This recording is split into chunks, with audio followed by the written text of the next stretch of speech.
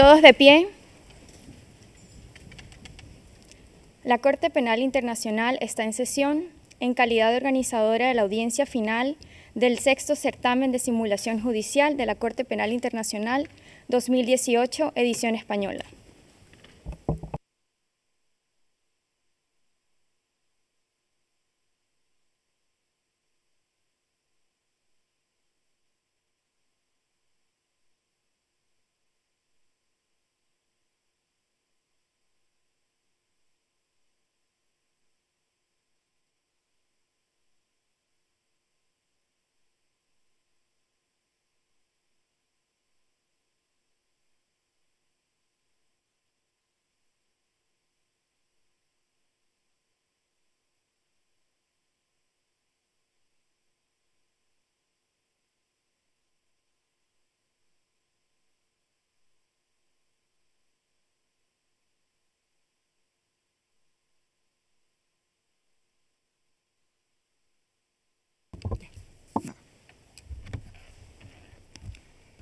Buenos días. Deseo saludar a los equipos de la Fiscalía, la representación legal de las víctimas y la defensa. También doy bienvenida a los funcionarios de audiencia, que nos asisten diligentemente en nuestra labor. Un saludo a todos aquellos que están en la galería del público, a los representantes de los estados, a los participantes en esta sexta edición del concurso de simulación judicial sobre la Corte Penal Internacional 2018, presentes en esta audiencia. También a quienes están fuera de la Corte, pero nos acompañan en el día de hoy a través del Internet. Y un saludo especial para la jueza Steiner, que está en la galería del público y nos acompaña en el día de hoy. Pido ahora al oficial de audiencia que tenga bien identificar el caso.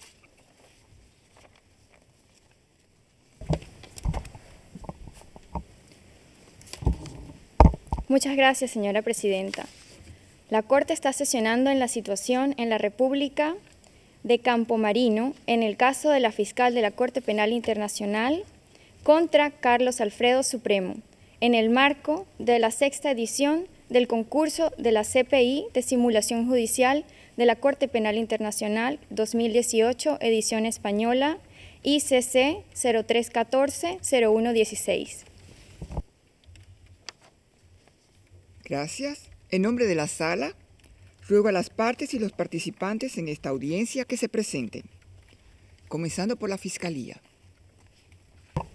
Muchas gracias, honorable magistrada. Por la Fiscalía de la Corte Penal Internacional comparecen los fiscales Camila Soto, Alexandra Álamos y Matías Dutra.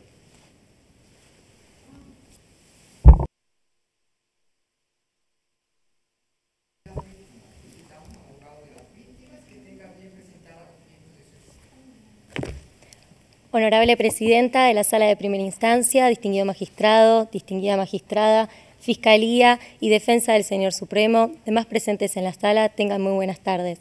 Mi nombre es Marianela Lotito y junto con Florencia Leguiza, Desiree Salomón y Gonzalo Guerrero tenemos el honor de comparecer como representantes legales de las víctimas. Gracias. Pasamos al equipo de la defensa y solicitamos al abogado de la defensa que presente a los miembros de su equipo. A la abogada. Buenos días, magistrados, miembros de la Fiscalía, representación legal de las víctimas y público presente. El día de hoy comparecen ante ustedes Fernanda Cuevas, Chantal Lassen y Jimena Donoso, quien les habla en representación del señor Carlos Alfredo Supremo. Muchas gracias. Gracias. El equipo de la Secretaría estará representado hoy por la Secretaria de Audiencia, Marisela García. Finalmente presentaré a los magistrados.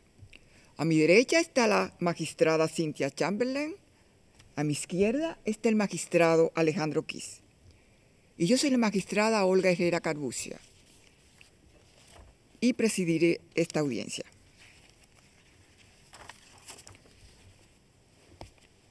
La sala abordará ahora consecutivamente las cuestiones que forman la materia de la audiencia de hoy.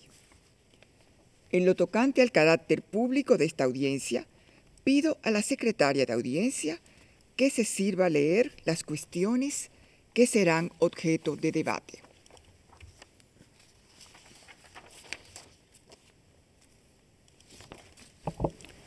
Muchas gracias, señora presidenta. Las cuestiones relativas a la agenda de la presente audiencia son las siguientes. Cuestión primera. Sí, corresponde a la Sala de Primera Instancia emitir una notificación conforme a la norma 55.2 del reglamento de la Corte en el estadio procesal en que nos encontramos. Cuestión segunda. Sí, se justifica, habida cuenta de si las nuevas tipificaciones propuestas por la Fiscalía y los representantes legales de las víctimas se ajustan a los derechos y circunstancias descritos en los cargos, que la Sala de Primera Instancia emita las siguientes notificaciones conforme a la norma 55.2 del reglamento de la Corte. A. Notificación relativa a la posible inclusión adicional del cargo de crimen de lesa humanidad de otros actos inhumanos, artículo 7.1, literal K, del SPI. B. Notificación relativa a la posible responsabilidad del señor Supremo en calidad de superior jerárquico conforme al artículo 28 del Estatuto de la Corte Penal Internacional. Muchas gracias, señora secretaria de audiencia. Recuerdo a las partes y participantes que tienen un máximo de 30 minutos. Asimismo, también les quiero recordar que según la regla 13.23 de las reglas de procedimiento del concurso de la Corte Penal Internacional, si un equipo presenta una objeción, ésta solo prosperará si todos los magistrados de esta sala están de acuerdo en su mérito. A falta de unanimidad, esta será rechazada y el equipo que la presente recibirá una penalidad de 10 puntos. En consecuencia, se les aconseja estar plenamente convencidos de su mérito antes de proceder a la presentación de una objeción. Ahora le damos la palabra a la Fiscalía para que analice las cuestiones que figuran en el orden del día de esta audiencia. Tiene la palabra la Fiscalía. Muchas gracias, honorable magistrada. Honorables miembros de la Sala de Primera Instancia número 11 de la Corte Penal Internacional, magistrada presidente, honorables magistrados, miembros de la representación legal de las víctimas, miembros de la defensa del imputado, tengan todos ustedes muy buenos días. En representación de esta Fiscalía de la Corte Penal Internacional, nos haremos cargo respecto a las temáticas que han sido solicitadas por la presente sala a efectos de evaluar las tipificaciones propuestas tanto por esta Fiscalía como por la representación legal de las víctimas. Nuestra línea argumentativa entonces se dividirá en la siguiente forma.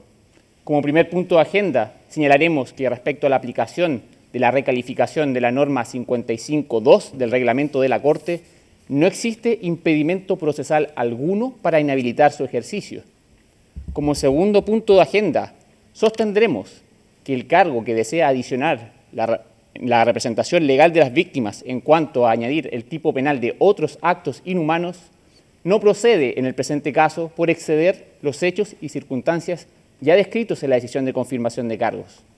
Finalmente, honorables magistradas y magistrados, señalaremos que respecto al presente caso no procede la coautoría por omisión, puesto que se omite el requisito de la esencialidad en la contribución en términos activos exigidos por el Estatuto, y por el contrario las conductas desplegadas sí permiten ser subsumidas dentro del modo de responsabilidad del artículo 28. Respecto a esta cuestión se referirá mi colega Camila Soto. Dado que los hechos y las circunstancias del presente caso ya son conocidas por esta sala, solicito la venia de esta magistratura para iniciar mi argumento. Muchas gracias. Habiendo entonces agotado ya la etapa de la confirmación de cargos, esta Fiscalía entiende que una eventual recalificación basada en el artículo 61.9 del Estatuto queda excluido. Por tanto, si en el presente caso esta magistratura va a recalificar, deberá realizarlo mediante la aplicación de la norma 55.2. Respecto a la norma 55.2, es específicamente el numeral segundo el que señala que la potestad de recalificación puede ser ejercida en cualquier momento durante el juicio. Luego, es el numeral tercero de dicha norma que establece una serie de garantías que quedan cauteladas respecto de los derechos del imputado, es decir, aquellas consagradas en el artículo 67b y e específicamente. De esta forma, magistradas y magistrados, cumpliendo el requisito contemplado en la norma 55.3, es decir, emitir la notificación en respeto de los derechos del acusado del artículo 67b y e, no existiría impedimento alguno si esta recalificación se basa en los mismos hechos y circunstancias ya descritos. La jurisprudencia de esta honorable Corte, en diferentes casos, ha sostenido este criterio de que la recalificación puede proceder en cualquier momento durante el juicio. Así, por ejemplo, en la sentencia de apelación del caso Gbagbo, su párrafo 57, se aplica la potestad de recalificación en un estadio previo a los alegatos de apertura. En dicha instancia, honorables magistrados, se rechaza la línea argumentativa presentada por la defensa del imputado que intentaba restringir la aplicación de la norma 55.2 en virtud de un concepto terminológico del término juicio. Por el contrario, en la sentencia de apelación del caso Katanga, en su párrafo 23, la Sala de Apelaciones vuelve a validar la aplicación de la recalificación de la Sala de Primera Instancia del mismo caso en un estadio de fallo o deliberación. Incluso, citando estudios de la Corte Europea de Derechos Humanos, señala que la recalificación tiende incluso a darse en las fases deliberativas y que, dándose en dicha fase, no afectaría per se a los derechos del imputado. Magistrados, la línea argumentativa tradicional que presentan las defensas para invalidar la aplicación de la norma 55.2 dice relación con la eventual afectación de los derechos del imputado. Y respecto a este punto, la Sala de Primera Instancia, en la decisión sobre la recalificación del caso Ruto, en su párrafo 29, señaló que, emitiendo la notificación lo antes posible, quedan entonces cautelados los derechos del imputado. En el presente caso, nos encontramos en una etapa anticipada del propio juicio. Por tanto, de emitirse la notificación en esta etapa, los derechos del imputado quedan perfectamente cautelados. Señor fiscal, una pregunta. En cualquier momento del juicio, usted lo ha dicho, ¿esta expresión se refiere a cualquier momento posterior a la confirmación de los cargos en la tesis de la Fiscalía? ¿O no sería más apropiado pensar que en cualquier etapa del juicio es la recepción de la prueba, el juicio oral, en el que la Sala de Primera Instancia ya tiene un conocimiento de la prueba que se recibe? Muchas gracias por su pregunta, honorable magistrada. Al respecto, el término juicio, como bien fue señalado, se ha establecido dos concepciones diversas de este. Una concepción amplia, que implica ya la sola constitución de la Sala de Primera Instancia, y una concepción restringida que tiende a considerar juicio a partir de los alegatos de apertura. Esta Fiscalía, en base a los casos ya citados, en específico el caso Gbagbo, señala de que el término correcto en este caso dice relación con el término amplio de juicio, es decir, la constitución de la Sala de Primera Instancia. Es por ello que no aplicamos la recalificación basada en el artículo 61.9. Continuando con mi línea argumentativa, honorables magistrados, de la jurisprudencia citada, esta Fiscalía entiende que en el presente caso la potestad de recalificación procede entonces tanto en los alegatos de apertura como en la propia fase de fallo, pudiendo entonces evacuarse la notificación y recalificación en los términos que ha señalado esta Fiscalía. Como segundo elemento de interpretación en base a la recalificación, debemos recordar, honorables magistrados, que el día de hoy la aplicación de la norma 55.2 debe ser en concordancia al estatuto, tal como exige la norma 1.1 del reglamento de la Corte. Luego, al remitirnos al párrafo quinto del estatuto, se señala como una finalidad principal del instrumento poner fin a la impunidad de los autores y ejecutores de los crímenes de relevancia para esta Corte. En atención a lo señalado, honorables magistrados, la recalificación de la norma 55.2 es un mecanismo apto para lidiar con la impunidad. Así lo ha señalado la Sala de Apelaciones del caso Katanga, específicamente en su párrafo 22, señalando adicionalmente que es un mecanismo apto para remediar las brechas de culpabilidad. De lo que esta Fiscalía entiende que la norma 55 como un completo debe propender a poner fin a la impunidad. Dado que en el estatuto ni en los elementos de los crímenes existe un concepto explícito de impunidad, esta Fiscalía propone, a modo ilustrativo, el término acuñado por la Corte Interamericana de Derechos Humanos en el caso La Panel Blanca, en virtud del memorando de entendimiento que existe entre esta Corte Penal Internacional y dicha entidad, en específico los artículos 1 y 3A. En dicho caso se ha señalado por impunidad la falta en su conjunto de investigación, persecución, captura y condena de los autores y ejecutores de graves violaciones a los derechos fundamentales.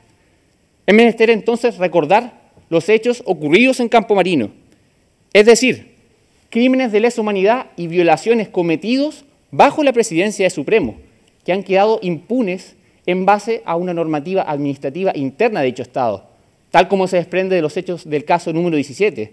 El señor Supremo no ha enfrentado a la justicia interna de su propio país, en base a una impunidad de índole política, mientras que los autores y ejecutores de dichos crímenes no han enfrentado a la justicia siquiera. Honorables magistrados, esta Fiscalía hace énfasis en el motivo que lleva a que el grupo Sámalo ingrese a Campo Marino. Tal como se desprende de los hechos del caso número 7, este grupo humano ha escapado de un conflicto armado que asola a la República de Asir desde el año 2010, conflicto que perdura hasta la fecha. Debemos recordar adicionalmente que los Sámalos son un grupo que ha sido reconocido por la comunidad internacional como refugiados. Por tanto, también ostentan todos aquellos derechos inherentes a la calidad de refugiados, como por ejemplo los señalados en la Convención sobre el Estatuto de los Refugiados de 1951. Es por ello que el día de hoy esta Fiscalía solicita ante esta honorable Corte que actúe en aquellos casos donde los Estados no hayan lidiado de forma eficiente con los crímenes de relevancia para esta Corte. Y es esta propia Sala de Primera Instancia la que el día de hoy, mediante la aplicación de la recalificación, puede poner fin a esta impunidad.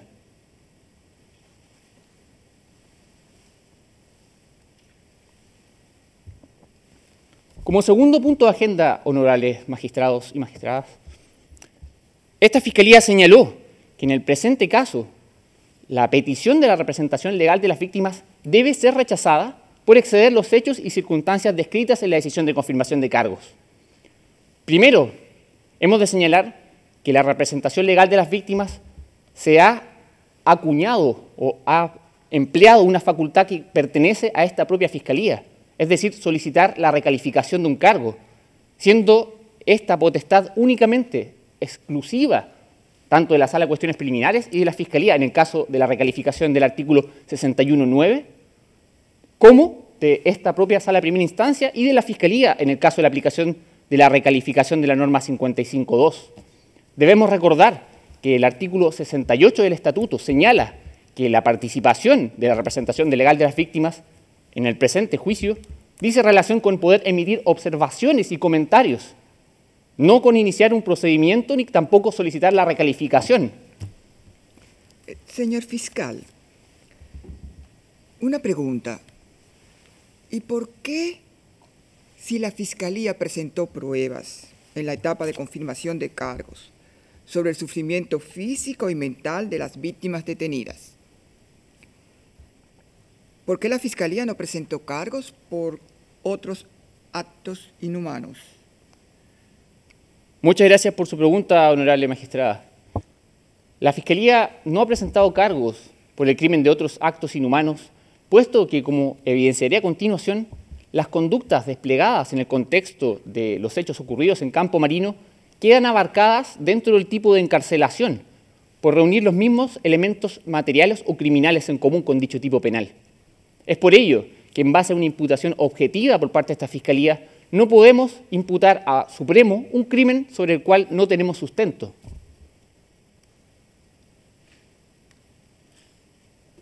Gracias.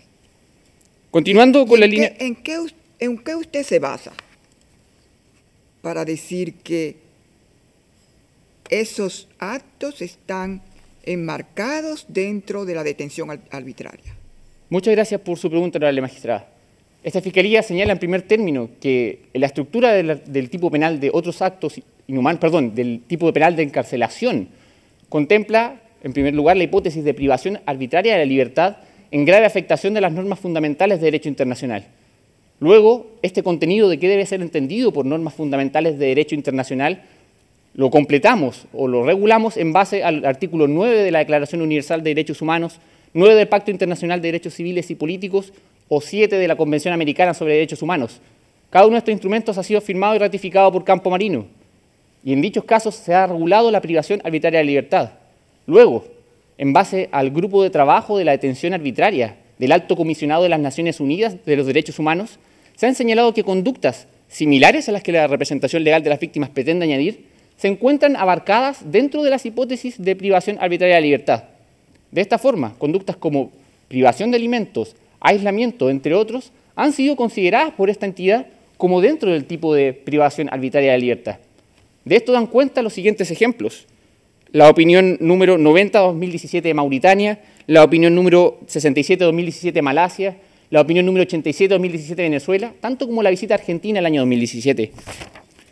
La conclusión de los preceptos citados y de las opiniones citadas señalan que cuando las circunstancias propias de una detención arbitraria no reúnen la relevancia o cantidad tal para poder ser consideradas un crimen de lesa humanidad independiente, se encuentran entonces abarcadas por el concepto de privación arbitraria de libertad. Y adicionalmente sostenemos incluso que esta propia Corte también ha adoptado un criterio de absorción cuando las conductas reúnen elementos criminales en común. Así, por ejemplo, en la decisión de confirmación de cargos del caso Bemba, conductas que inicialmente eran imputadas como tortura son finalmente subsumidas dentro del tipo penal de violación. De la misma forma, en la sentencia de primera instancia del número 2, de la Sala de Primera Instancia número 2 del caso Cayllema, se evidencia que conductas subsumibles dentro del tipo penal de asesinato y exterminio finalmente son abarcadas dentro del tipo penal de genocidio, nuevamente por reunir elementos criminales en común. De esta forma, honorable magistrado, esta Fiscalía entiende que en el presente caso las conductas desplegadas en el contexto de Campo Marino no reúnen la entidad tal para poder constituir un crimen de lesa humanidad independiente. Respecto al último punto de agenda sobre el que me referiré yo, esta Fiscalía desea señalar respecto al título confirmado de la coautoría del artículo 25.3a en modalidad omisiva, que en primer término se ha pronunciado en la decisión de la Sala de Cuestiones Preliminares número 9, una magistrada disidente que ha señalado que dicho precepto no puede ser aplicado mediante la vía activa, puesto que la contribución esencial está estructurada en términos activos y no omisivos. Debemos recordar, honorables magistrados, que el Estatuto ha contemplado la mayor parte de sus crímenes bajo la modalidad activa, de lo que entendemos que para tratar la omisión en el Estatuto debe operar cautela, esto con un estricto apego al principio nullum crimen. De esta forma, la omisión solo ha de ser tratada en aquellos supuestos donde el tipo penal explícitamente lo señala, como por ejemplo el artículo 8.2.25, es decir, el crimen de guerra e inanición, o el modo de responsabilidad del superior jerárquico, entre otros. Esta Fiscalía, para señalar o para fundamentar la inexistencia de una contribución esencial en términos omisivos, se basa en el caso Katanga, en el cual se han enumerado los requisitos tradicionales de la coautoría, es decir, la existencia de un plan criminal, una contribución por parte de los coautores que sea de naturaleza esencial. Para entender entonces qué es la naturaleza esencial de la contribución, se ha señalado que aquellos autores o coautores que tengan la capacidad por sí solos de frustrar el crimen por sí mismos, ostentan un control efectivo. Luego, quien ostente un control efectivo sobre el acto es capaz de activar los mecanismos que llevan a la ejecución de sus órdenes y, por tanto, a la producción del resultado o del crimen. De esta forma, honorables magistrados, la coautoría, en cuanto al requisito de esencialidad, requiere que sea realizada dicha contribución de forma activa al ejecutar las conductas desplegadas. La jurisprudencia de esta honorable Corte también ha asentado este criterio, lo ha recogido al menos en sus diversos casos. Así, por ejemplo, la sentencia del caso Lubanga, las siguientes decisiones de confirmación de cargos del caso Bemba, del caso Mutauretal, de la orden de detención del caso Al-Bashir, el corrigendum del caso Banda y Gerbo, en adición con lo que la propia doctrina también ha señalado, es decir, autores como Mirpuch, Zaffaroni, el profesor Olázolo y Belzel. También han reconocido que la coautoría, en cuanto a contribución esencial, requiere ser realizada en términos activos. Magistrados, en consecuencia, las conductas desplegadas. Señor abogado, quisiera interrumpirlo un segundo para hacerle una pregunta específica con relación a los modos de atribución de responsabilidad que la Fiscalía plantea. Si yo lo entiendo correctamente, y corríjame si no, el planteo es, en este caso, según la Fiscalía, que no se darían los presupuestos de la autoría por omisión por faltarle el carácter esencial a la contribución omisiva, y que por lo tanto ustedes plantean la posibilidad de una recalificación. Ahora yo quisiera preguntarle cuál es la postura de la Fiscalía en cuanto a las diferentes jerarquías que se pueden visualizar o se pueden comprender entre los distintos modos de atribución de responsabilidad, y si no sería preferible para la Fiscalía desde ese punto de vista presentar un caso en el que se den los presupuestos de la autoría a través de omisión, en vez de un supuesto de responsabilidad de mando que, por lo menos para algunos, es una forma de atribución de responsabilidad residual. Muchas gracias por su pregunta, honorable magistrado. Esta Fiscalía, en relación a lo que usted ha solicitado, considera que las conductas realizadas por Supremo no son susceptibles de ser subsumidas a la coautoría por omisión. En primer término, por lo que ya señalé de no poder configurarse una coautoría por omisión por no reunir el requisito de la esencialidad de forma activa. Las conductas que despliega el presidente Supremo no son conductas activas, son conductas, por el contrario, omisivas. Y esta Fiscalía hace énfasis que el artículo 28 es precisamente el precepto que regula de forma específica la omisión en el estatuto. Al menos en cuanto a que el presidente Supremo, como bien se ha señalado, sustenta o ostenta la calidad de ser un superior jerárquico, tal como va a explicar de forma más detallada mi propia colega. Al ostentar esta calidad y al reunir además que la conducta tiene la característica de ser una omisión, es el tipo del artículo 28 el que se subsuma al presente caso. Respecto a una eventual jerarquía, honorable magistrado, esta Fiscalía señala que no resulta procedente, cuanto menos, distinguir una jerarquía entre los modos de coautoría. Sin embargo, los hechos del caso no permiten fundar la existencia de esta coautoría. Muy bien, y desde el punto de vista estratégico para la Fiscalía, ¿no es cierto? Acá estamos en una etapa procesal en la que simplemente daríamos noticia de que la calificación legal podría ser susceptible de cambiar en el futuro, dependiendo de la prueba que se registre o que se reciba durante el juicio. De modo que si la Fiscalía en este momento no se opusiera, porque en definitiva se trata nada más de una notificación, ¿no es cierto?, ¿no tendría la Fiscalía más chances durante el juicio, dependiendo de la prueba que se reciba, de lograr una condena? Muchas gracias por su pregunta, magistrado. Esta Fiscalía considera que las conductas, en la forma que han sido descritas actualmente en la decisión de confirmación de cargos, son suficientes ya para comenzar a trabajar la hipótesis de la modalidad de superior jerárquico.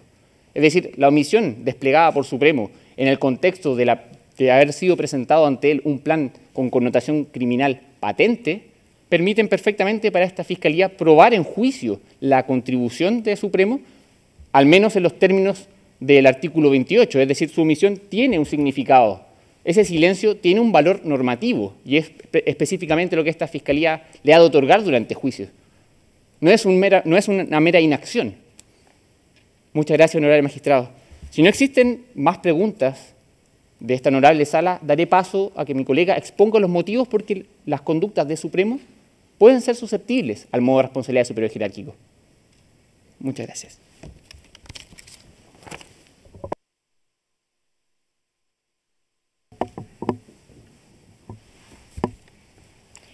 Muy buenos días, honorable Corte. Mi nombre es Camila Soto y tal como adelantó mi colega, me referiré al último punto de agenda de esta Fiscalía, exponiendo los argumentos por los cuales consideramos que la correcta interpretación de la conducta del señor Supremo, manifestada a través de una omisión, resulta subsumible únicamente bajo el modo de responsabilidad de superior jerárquico del artículo 28 del Estatuto de la Corte y no como coautor por omisión. Para efectos del análisis y subsunción en este modo de responsabilidad, seguiremos los elementos descritos tanto por la propia jurisprudencia de esta Corte Penal Internacional, específicamente en el caso Bemba, y además a los elementos señalados por el profesor Cayambos. En relación a la parte objetiva, distinguida Corte, el primer elemento de este modo de responsabilidad es que el autor sea el jefe militar u otro jefe de tropa o de otros subordinados, es decir, se requiere que él ostente una posición de superior.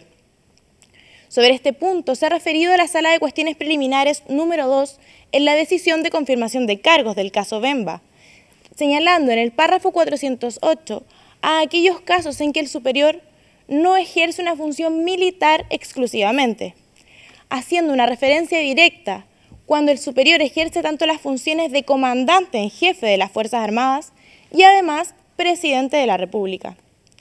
En este caso, distinguidos magistrados, debemos recordar que el señor Supremo es presidente de la República de Campomarino y además comandante en jefe de las Fuerzas Armadas.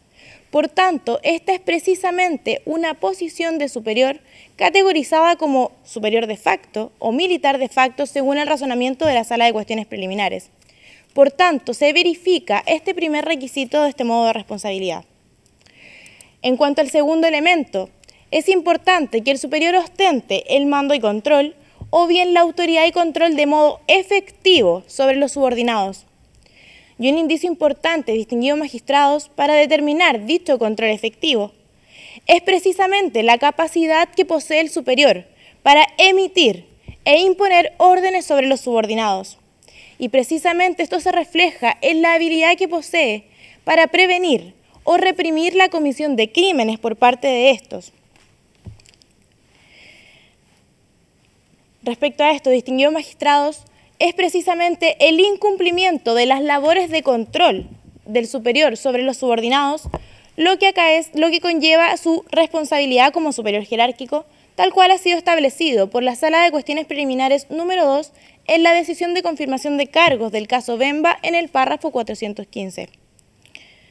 Al respecto, honorables magistrados, Supremo objetivamente reviste las cualidades requeridas. Tal como fue señalado, él es presidente de la República de Campomarino y además comandante en jefe de las Fuerzas Armadas. Por tanto, se encuentra habilitado para ejercer acciones y órdenes directas, ya sea para ejecutar conductas o hacer cesar la ejecución de las mismas sobre los subordinados. Por tanto, se verifica este control efectivo.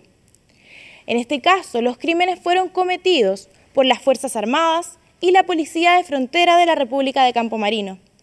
Ambas instituciones se encuentran subordinadas al señor Supremo y han sido categorizadas como fuerzas militares según el razonamiento de la Sala de Cuestiones Preliminares número 2 en la decisión de confirmación de cargos del caso Bemba en el párrafo 410. Respecto al tercer elemento de este modo de responsabilidad, honorables magistrados, se requiere que los crímenes cometidos por los subordinados sean producto de la ausencia de control del superior. Y para determinar dicho incumplimiento de su deber de actuar, utilizaremos la teoría de la causalidad a través de su formulación con dicho sine qua non, pero invirtiéndola en una cuasi causalidad. La fórmula en comento se configura del siguiente modo. Si el señor Supremo hubiese realizado las medidas tendientes a satisfacer su deber de control sobre los subordinados, entonces, magistrados, el subsecuente crimen de lesa humanidad de encarcelación del artículo 7.1, letra E del Estatuto de la Corte, no se hubiese producido o pudo haber sido al menos contenido, lo cual en este caso evidentemente no ocurrió. Interrumpir un segundito, abogada. Tenía una pregunta específica con relación al requisito de la causalidad que usted acaba de formular correctamente para los casos de omisión. Y bueno, esto es con independencia de la postura que tenga la sala en cuanto a si es requisito para la atribución de responsabilidad de mando una causalidad entre la omisión y el resultado. La pregunta que me surge es si estratégicamente, ¿no?, desde el punto de vista de los intereses de la Fiscalía, si hay alguna otra lectura posible tomando en cuenta las distintas versiones lingüísticas del estatuto, una lectura en cuanto a la conexión legal que debe existir entre la omisión y los crímenes cometidos por los subordinados. Muchas gracias por su pregunta, distinguido magistrado. En este caso, esta Fiscalía ha señalado también es que este requisito ha sido reconocido en el caso Bemba, señalándose que es expresado como un nexo de evitación. Es decir, se requiere que el superior, de haber realizado las medidas tendientes para satisfacer el deber de control sobre los subordinados, los subsecuentes crímenes no se hubiesen cometido. Se utiliza el baremo de la cuasi causalidad en este caso, lo cual lo estamos desprendiendo de los elementos señalados por el profesor Cayambos, por tener un baremo para constituir este nexo de evitación menor al que ha sido señalado por la teoría de la causalidad. Prosiguiendo con la línea argumentativa, el cuarto elemento es que el superior haya omitido la realización de las contramedidas necesarias y razonables a su alcance, lo cual se determina a través de dos elementos. En primer lugar, la competencia legal del superior y, en segundo término, la posibilidad material con la que éste cuenta para prevenir o reprimir la comisión de crímenes. Distinguida Corte, el señor Supremo es el comandante en jefe de las Fuerzas Armadas, por tanto, el máximo exponente dentro de la cadena de mando. Esto lo habilitaba para ejercer un amplio catálogo de contramedidas en el ámbito de sus funciones, ya sea para dirigir, controlar o inclusive sancionar a los subordinados.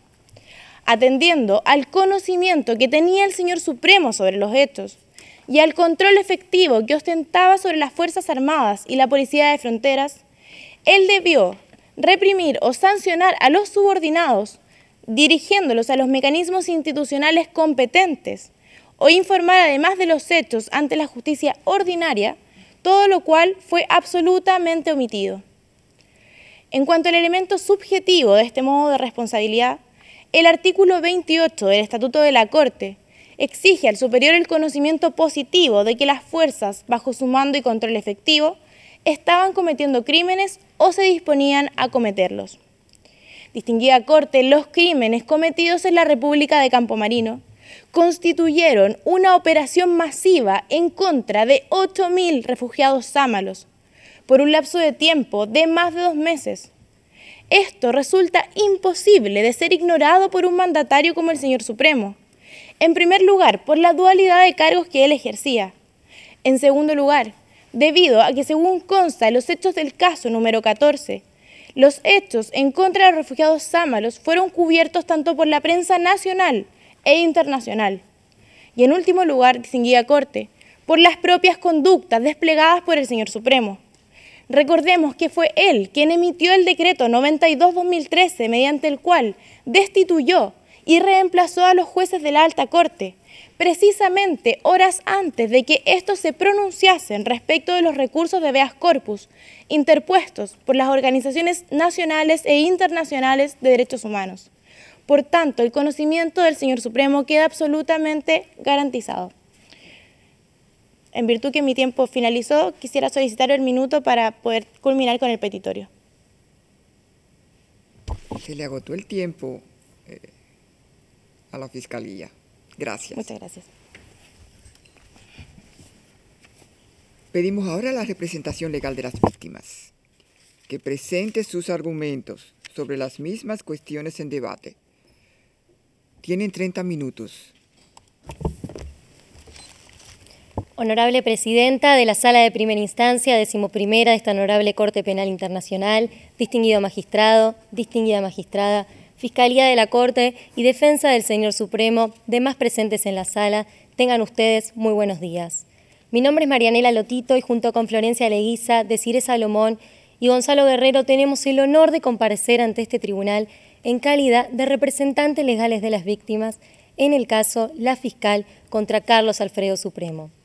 A lo largo de mi presentación expondré los motivos por los cuales resulta procedente emitir la notificación prevista en la norma 55, párrafo segundo del reglamento de la Corte, en este momento procesal y ante la posible inclusión del crimen de otros actos inhumanos.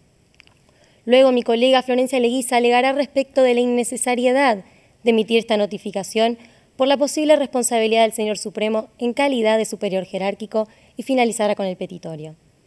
Dado que los hechos del caso se encuentran en pleno conocimiento de este tribunal, solicito autorización para entrar directamente en el fondo del asunto. Muchas gracias. Honorable Corte, preliminarmente esta representación legal de las víctimas desea señalar que se encuentra aquí presente, en los términos del artículo 68, párrafo 3 del Estatuto de Roma, trayendo la voz de aquellas mujeres, hombres, niños y niñas que vieron violentados de forma masiva sus derechos a causa de las conductas del señor Carlos Alfredo Supremo, para que por fin, a través del procedimiento ante esta honorable Corte, pueda ponerse en conocimiento la voz de las víctimas y que puedan alcanzar la justicia por los aberrantes crímenes perpetrados en su contra. Es en este sentido que esta representación entiende que resulta procesalmente correcto emitir la notificación prevista en la norma 55, párrafo 2 del reglamento de la Corte, en este momento procesal, porque tal como ha señalado la propia Fiscalía, resulta pertinente y compatible con la jurisprudencia de esta honorable Corte, que ha entendido en casos tales como Gabgo y Blegudé y en el caso Ruto y Sang, en sus decisiones de emitir la notificación de la norma 55, en su párrafo 51 y 28 respectivamente, ambos relevantes en los términos del artículo 21, párrafo 2 del Estatuto de Roma, que a los fines de emitir esta notificación debe entenderse que el juicio comienza con la transmisión del caso a la sala de primera instancia, tal como sucede en el presente caso. Además, honorable Corte, no solo resulta procesalmente pertinente emitir esta notificación, sino que además resulta sustancial para permitir garantizar el derecho humano de acceso a la justicia de nuestros representados y representadas en un plazo razonable y evitar su revictimización. Tal como ha sido entendido por la Corte Interamericana en los casos Aldea Chichupac y comunidades vecinas y masacre de Ocerres contra Guatemala, relevantes en los términos del artículo 21, párrafo 3 del Estatuto de Roma, el acceso a la justicia implica no solo la determinación de la verdad y la sanción de los responsables, sino que además impone que todo ello sea llevado a cabo en un plazo razonable, evitando dilaciones indebidas en el proceso. Además, tal como ha indicado la Corte Interamericana también, en el caso de la Cantuta contra Perú, específicamente en su párrafo 160, también relevante en los términos del artículo 21, párrafo 3 del Estatuto de Roma, el derecho de acceso a la justicia es una norma imperativa del derecho internacional que debe ser garantizada. Es en este sentido, honorable Corte, que en el presente caso resulta especialmente indispensable que se garantice el derecho a la justicia, ya que las víctimas, refugiados y refugiadas sámalas, hace 5 años que esperan que se haga justicia por los aberrantes crímenes perpetrados en su contra y que sufren del encubrimiento e impunidad de la que goza el señor Carlos Alfredo Supremo en el estado de Campomarino. Es por esto que resulta indispensable evitar cualquier dilación indebida al proceso que tenga un impacto no solo en las eventuales obtenciones de reparaciones, sino también que, tal como ha sido entendido por el Tribunal Europeo de Derechos Humanos en el caso Basinka con Rusia, que comprometa la efectividad del proceso, así como también un eventual impacto en la declaración de la verdad de lo sucedido. De esta forma, además, distinguidos magistrados y distinguidas magistradas, de no emitirse la notificación en este momento, sino posteriormente, una vez comenzada la prueba, implicaría que la defensa pueda hacer uso de las salvaguardas que prevé la norma 55, párrafo 3 del reglamento de la Corte, y que con ello pueda volver a interrogar a víctimas que tienen un doble estatus de víctimas testigos, haciéndolas pasar nuevamente por el relato de las atrocidades sufridas a lo largo de 2 meses en el estado de Campomarino, lo que, tal como ha indicado la Corte Interamericana en el caso Jaramillo contra Colombia, impone un sufrimiento adicional para las víctimas que implicaría una revictimización. Es por esto que esta representación entiende que resulta fundamental y pertinente emitir la notificación de la norma 55, párrafo 2, en este momento procesal.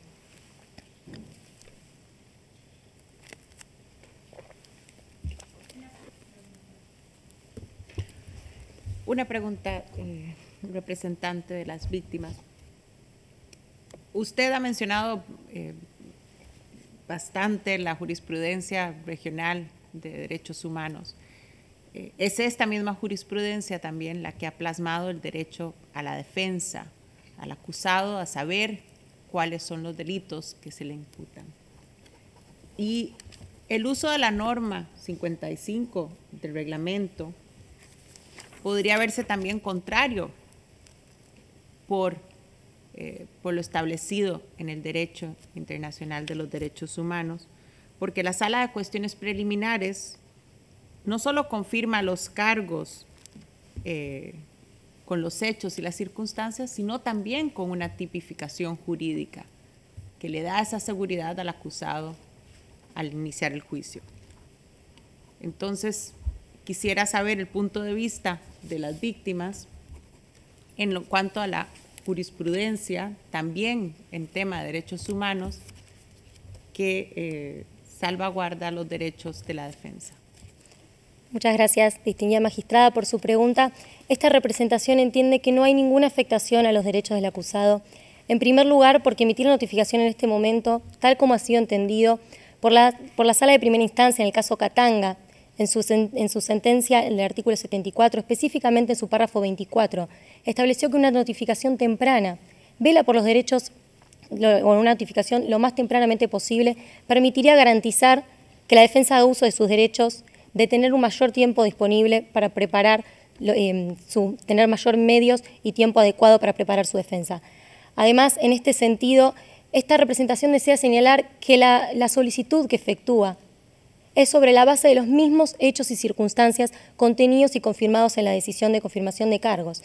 Y en este sentido, no podría implicar ninguna sorpresa para la defensa, ya que se encuentran expresamente descriptos. Y en última instancia, corresponde a esta honorable sala determinar la calificación jurídica pertinente a la hora de efectuar su sentencia en los términos del artículo 74. Es por esto que una modificación en la calificación jurídica resulta pertinente, ya que en caso contrario, si no se pudiera alterar absolutamente nada de la decisión de confirmación de cargos, el juicio no tendría ningún sentido. Yendo entonces a este segundo punto de agenda, esta representación entiende que debe emitirse la notificación por la posible inclusión del crimen de otros actos inhumanos por tres motivos fundamentales. Primero, porque respeta el límite de congruencia de la norma 55 y en segundo lugar, porque resulta pertinente la acumulación de cargos en el presente caso y por último, porque garantiza el derecho a la verdad de nuestros representados y representadas. Respecto del primer argumento, la decisión de confirmación de cargos del señor Carlos Alfredo Supremo confirmó el crimen de encarcelación en los términos del artículo 7º, párrafo primero, apartado E del Estatuto de Roma.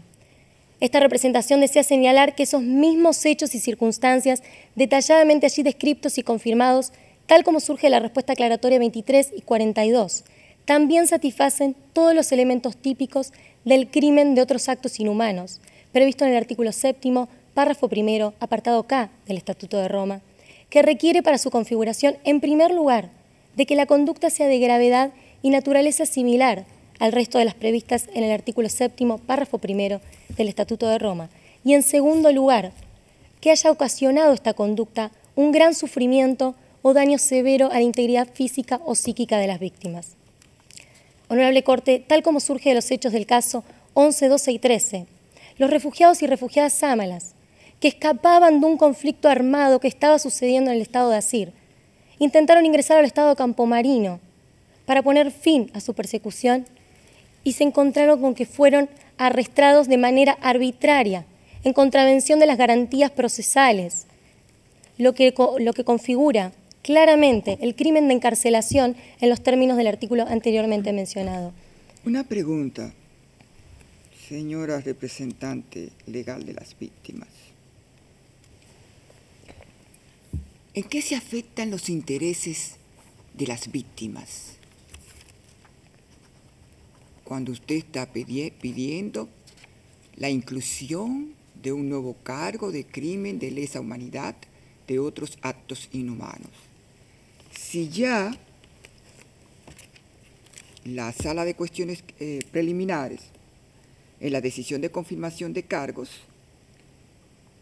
había confirmado o confirmó los cargos de encarcelación u otra privación grave de libertad física, incluyendo la descripción detalladamente de las circunstancias de encarcelación de las víctimas, todas las condiciones a que fueron sometidas, el sufrimiento físico y psicológico que las había infligido. Distinguida magistrada. ¿Cuáles son los intereses afectados? Distinguida magistrada, le agradezco su pregunta porque permite clarificar la postura de esta representación respecto, en primer lugar, de que es importante y preocupa a esta representación de que los hechos no tengan el reconocimiento suficiente, ya que tal como se desprende, los aberrantes actos cometidos superan cualquier circunstancia esperable de una encarcelación. Y es en este sentido que, a la luz de garantizar el derecho a la verdad de nuestros representados y representadas, de que se vea plasmada en la acusación ambos crímenes cometidos por el Señor Supremo, es que es de interés para esta representación que se le otorgue la calificación jurídica pertinente en el presente caso. ¿Y usted tiene conocimiento de alguna jurisprudencia de otro tribunal internacional que haya calificado como actos inhumanos el hecho de una detención arbitraria? Distinguida magistrada, le agradezco su pregunta. Condiciones similares a las del presente caso también fueron calificadas como actos inhumanos por los tribunales internacionales, en especial, por ejemplo, por el Tribunal Internacional para la Ex-Yugoslavia, en el caso tales como Kordic, Serkes, Kornelash, Kupersky, así como también el caso de Lalic, y también por los tribunales internacionalizados, como las salas especiales y extraordinarias para Camboya, en el caso Caín, en los cuales circunstancias similares a las del presente caso han sido entendidas específicamente como otros actos inhumanos. En este sentido, entonces, surge de los propios hechos del caso, que no solo fueron detenidos arbitrariamente, sino que estas condiciones fueron de tal gravedad que exceden cualquier circunstancia esperable de una encarcelación y configuran todos los elementos de otros actos inhumanos. En este sentido, las graves atrocidades, tal como surge de las respuestas aclaratorias 24, 28 y 36, constituyeron la privación arbitraria de la libertad en la falta de alimentos y bebidas por periodos de más de 24 horas, en golpes atroces que fueron perpetrados sobre nuestros representados y representadas, en condiciones de hacinamiento, lo que claramente afecta el derecho a la salud, a la vida y la integridad, tal como ha entendido la Corte Interamericana en el caso Vera Vera con Ecuador y en el caso Mendoza contra Argentina. Así también hubo una ruptura de las familias que viajaban juntas, hubo una inexistencia de una separación entre los hombres, las mujeres y los niños, lo que claramente imposibilitó una comunicación y resulta en contravención con lo establecido por la Corte Interamericana en el caso Daniel Taibbi contra Ecuador. Además, honorable Corte, todo esto infringe gravemente las normas internacionales que amparan a nuestros representados y representadas, como por ejemplo, el derecho a no ser sometido a actos crueles, inhumanos o degradantes, reconocidos en el artículo 5 de la Convención Interamericana de Derechos Humanos, también el derecho de los refugiados en el Convenio Europeo en la Convención del Estatuto de los Refugiados. Además, esta representación desea señalar que no solo resulta pertinente porque no se estarían excediendo los hechos y las circunstancias, sino también porque resulta pertinente la acumulación, toda vez que estamos hablando de conductas materialmente distintas. Y en ese caso, tal como ha sido sostenido por esta honorable Corte en el caso Onwen, toda vez siempre que se cumpla con el estándar de prueba suficiente, corresponde imputar ambas calificaciones jurídicas para que sea esta honorable Corte, al momento de emitir su sentencia, la que determine cuáles son las calificaciones jurídicas pertinentes y se expida respecto de la concurrencia de delitos. Es por todos los argumentos entonces hasta aquí expuestos que si este tribunal no tiene otra pregunta para realizar, le cedo la palabra a mi colega. Muchísimas gracias.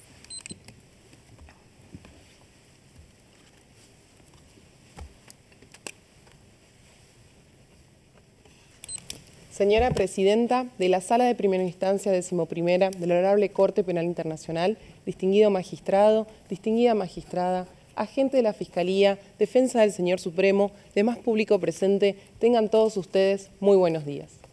Mi nombre es Florencia Leguiza y tal como adelantó mi colega, continuaré con los alegatos de esta representación.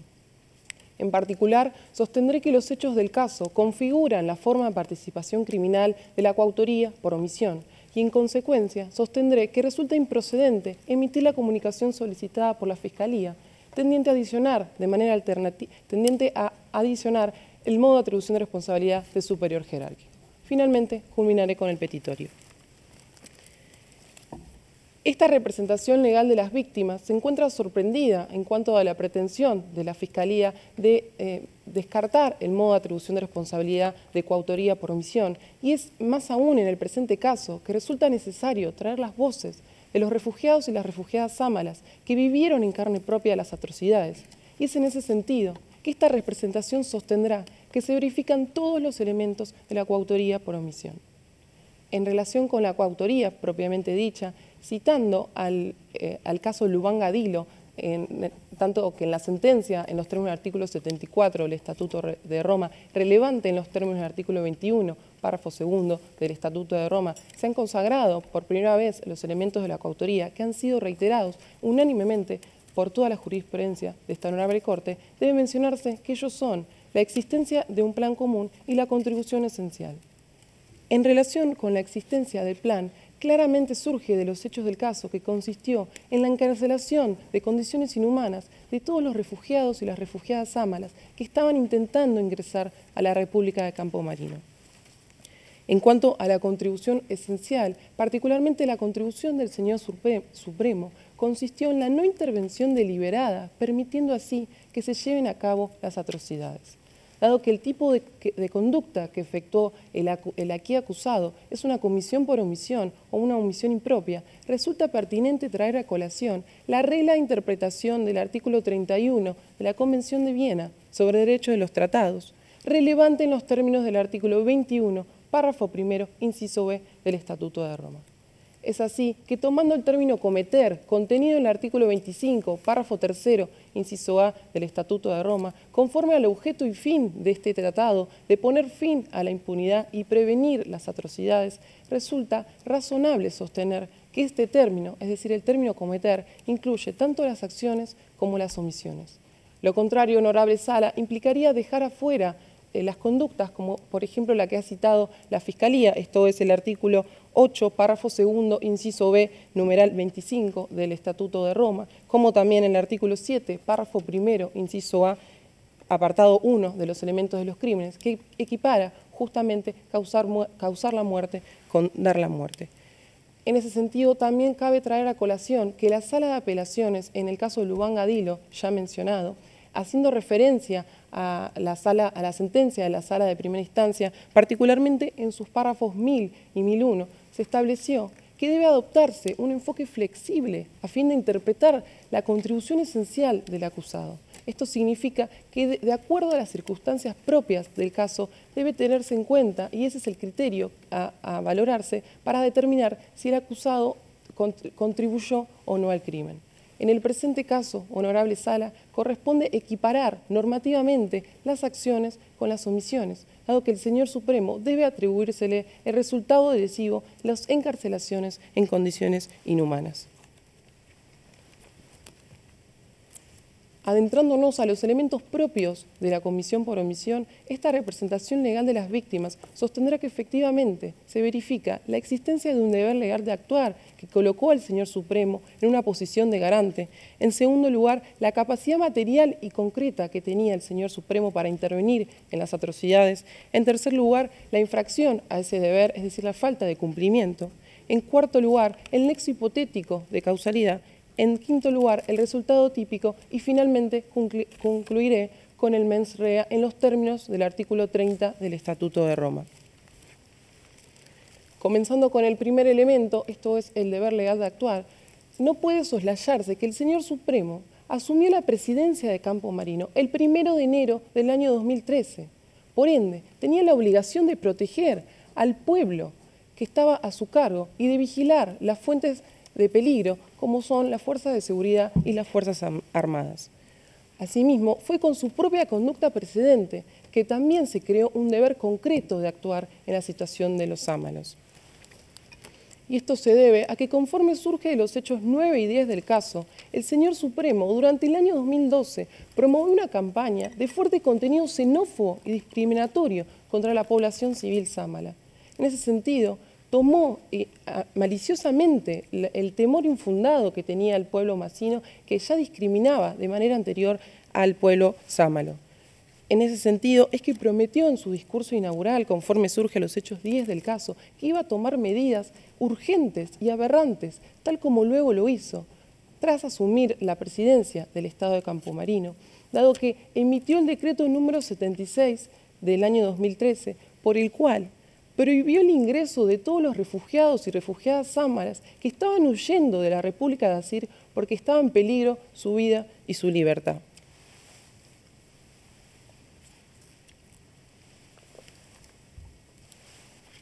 Debe mencionarse que este decreto, esta disposición administrativa, era claramente en contra del derecho internacional.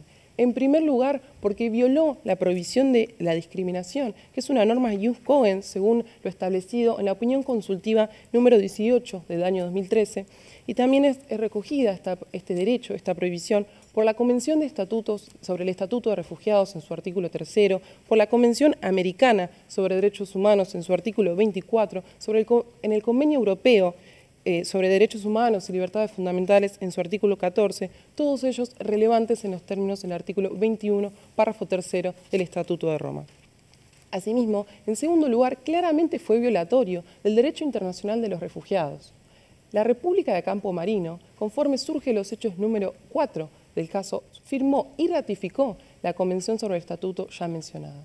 Por ende, prohibir el ingreso de refugiados y refugiadas que estaban en una condición de vulnerabilidad y así empeorar aún más esa situación, claramente desconoce la protección especial que goza este grupo en los términos del artículo 1 del convenio ya citado.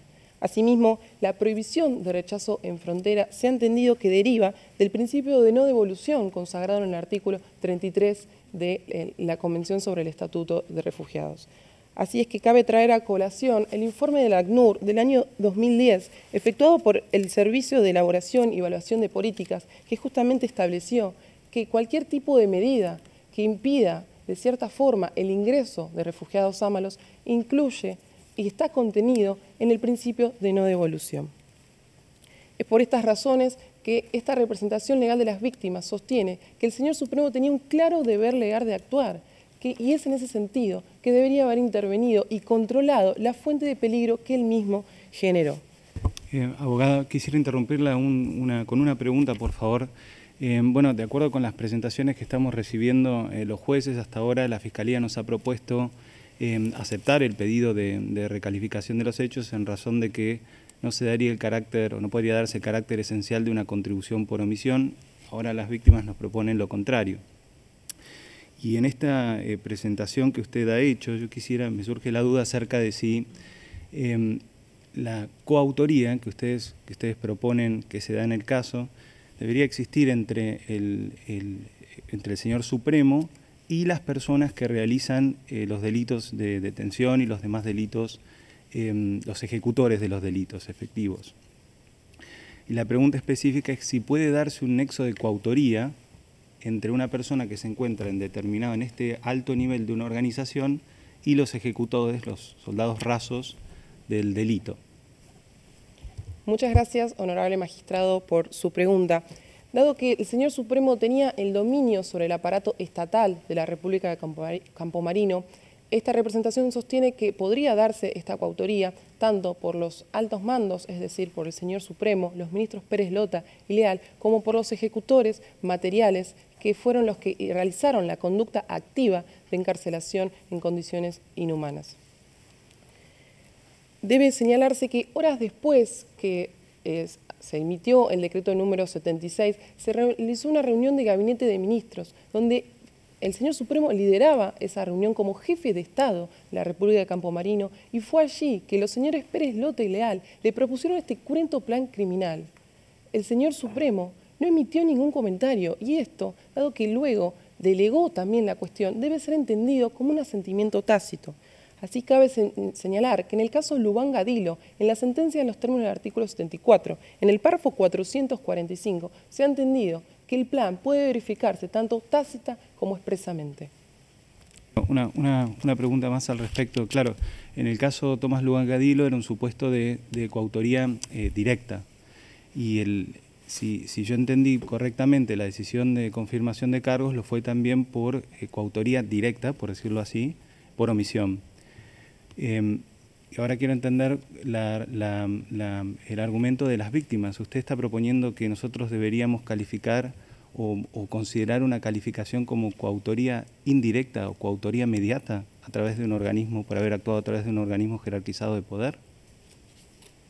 Distinguido magistrado, es postura de esta representación que da la intervención de las fuerzas de los subordinados, tanto militares como los policiales, como funcionarios de alto rango, como los ministros Pérez Lota y Leal, como también la contribución esencial del señor Supremo, pareciera ser que efectivamente existió una coautoría mediata, en tanto fue el señor Supremo el que a través de su omisión dominó el aparato estatal, permitiendo así que se lleven a cabo las atrocidades. Abordando el segundo elemento, el señor Supremo claramente tenía capacidad material de actuar, dado que en cualquier momento bastaba solo un acto para que interrumpa el iter crímenes de las atrocidades. Así podría haber ordenado a los ministros que se detengan inmediatamente de la ejecución del plan, podría haber emitido otro decreto de similar relevancia al primero a fin de frenar el curso causal de los acontecimientos. En cuanto al aspecto subjetivo, surge claramente de los hechos del caso, y tal como ha afirmado la Fiscalía, que el señor Supremo tenía conocimiento efectivo, pero esta representación sostiene que también tenía la voluntad de llevar a cabo las atrocidades, dado que no se puede negar que el señor Supremo estaba presente en el momento que le fue propuesto el plan criminal. Por ende, ¿cómo puede sostenerse que el señor Supremo no tenía la conciencia de que las atrocidades se iban a llevar a cabo en el curso natural de los acontecimientos?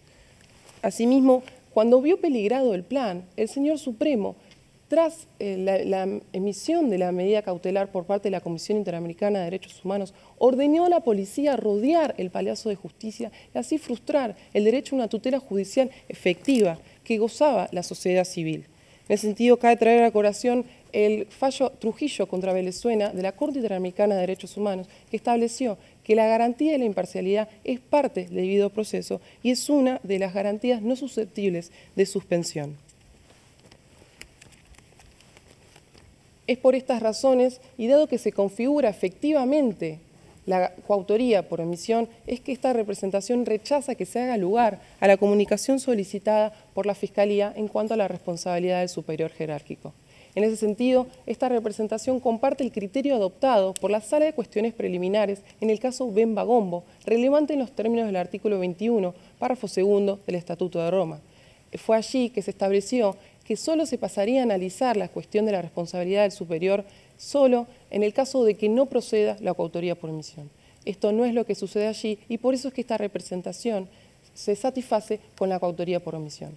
No solo por este motivo, honorables magistrados, honorables magistradas, sino también porque implicaría afectar el derecho a la verdad. No es lo mismo para las víctimas que aquí representamos que el señor Supremo se lo condene eventualmente por una mera infracción a un deber que por una coautoría, dado que él fue, con su contribución esencial, el que fue parte del plan. Las víctimas, la comunidad sámala, quiere que se dé a conocer frente a la comunidad internacional todas las atrocidades que sufrieron en carne propia.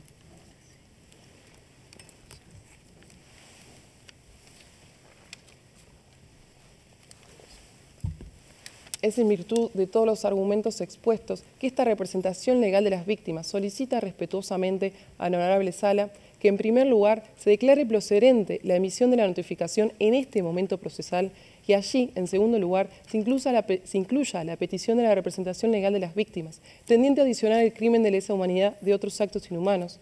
Y en tercer lugar, se rechace la comunicación por la Fiscalía.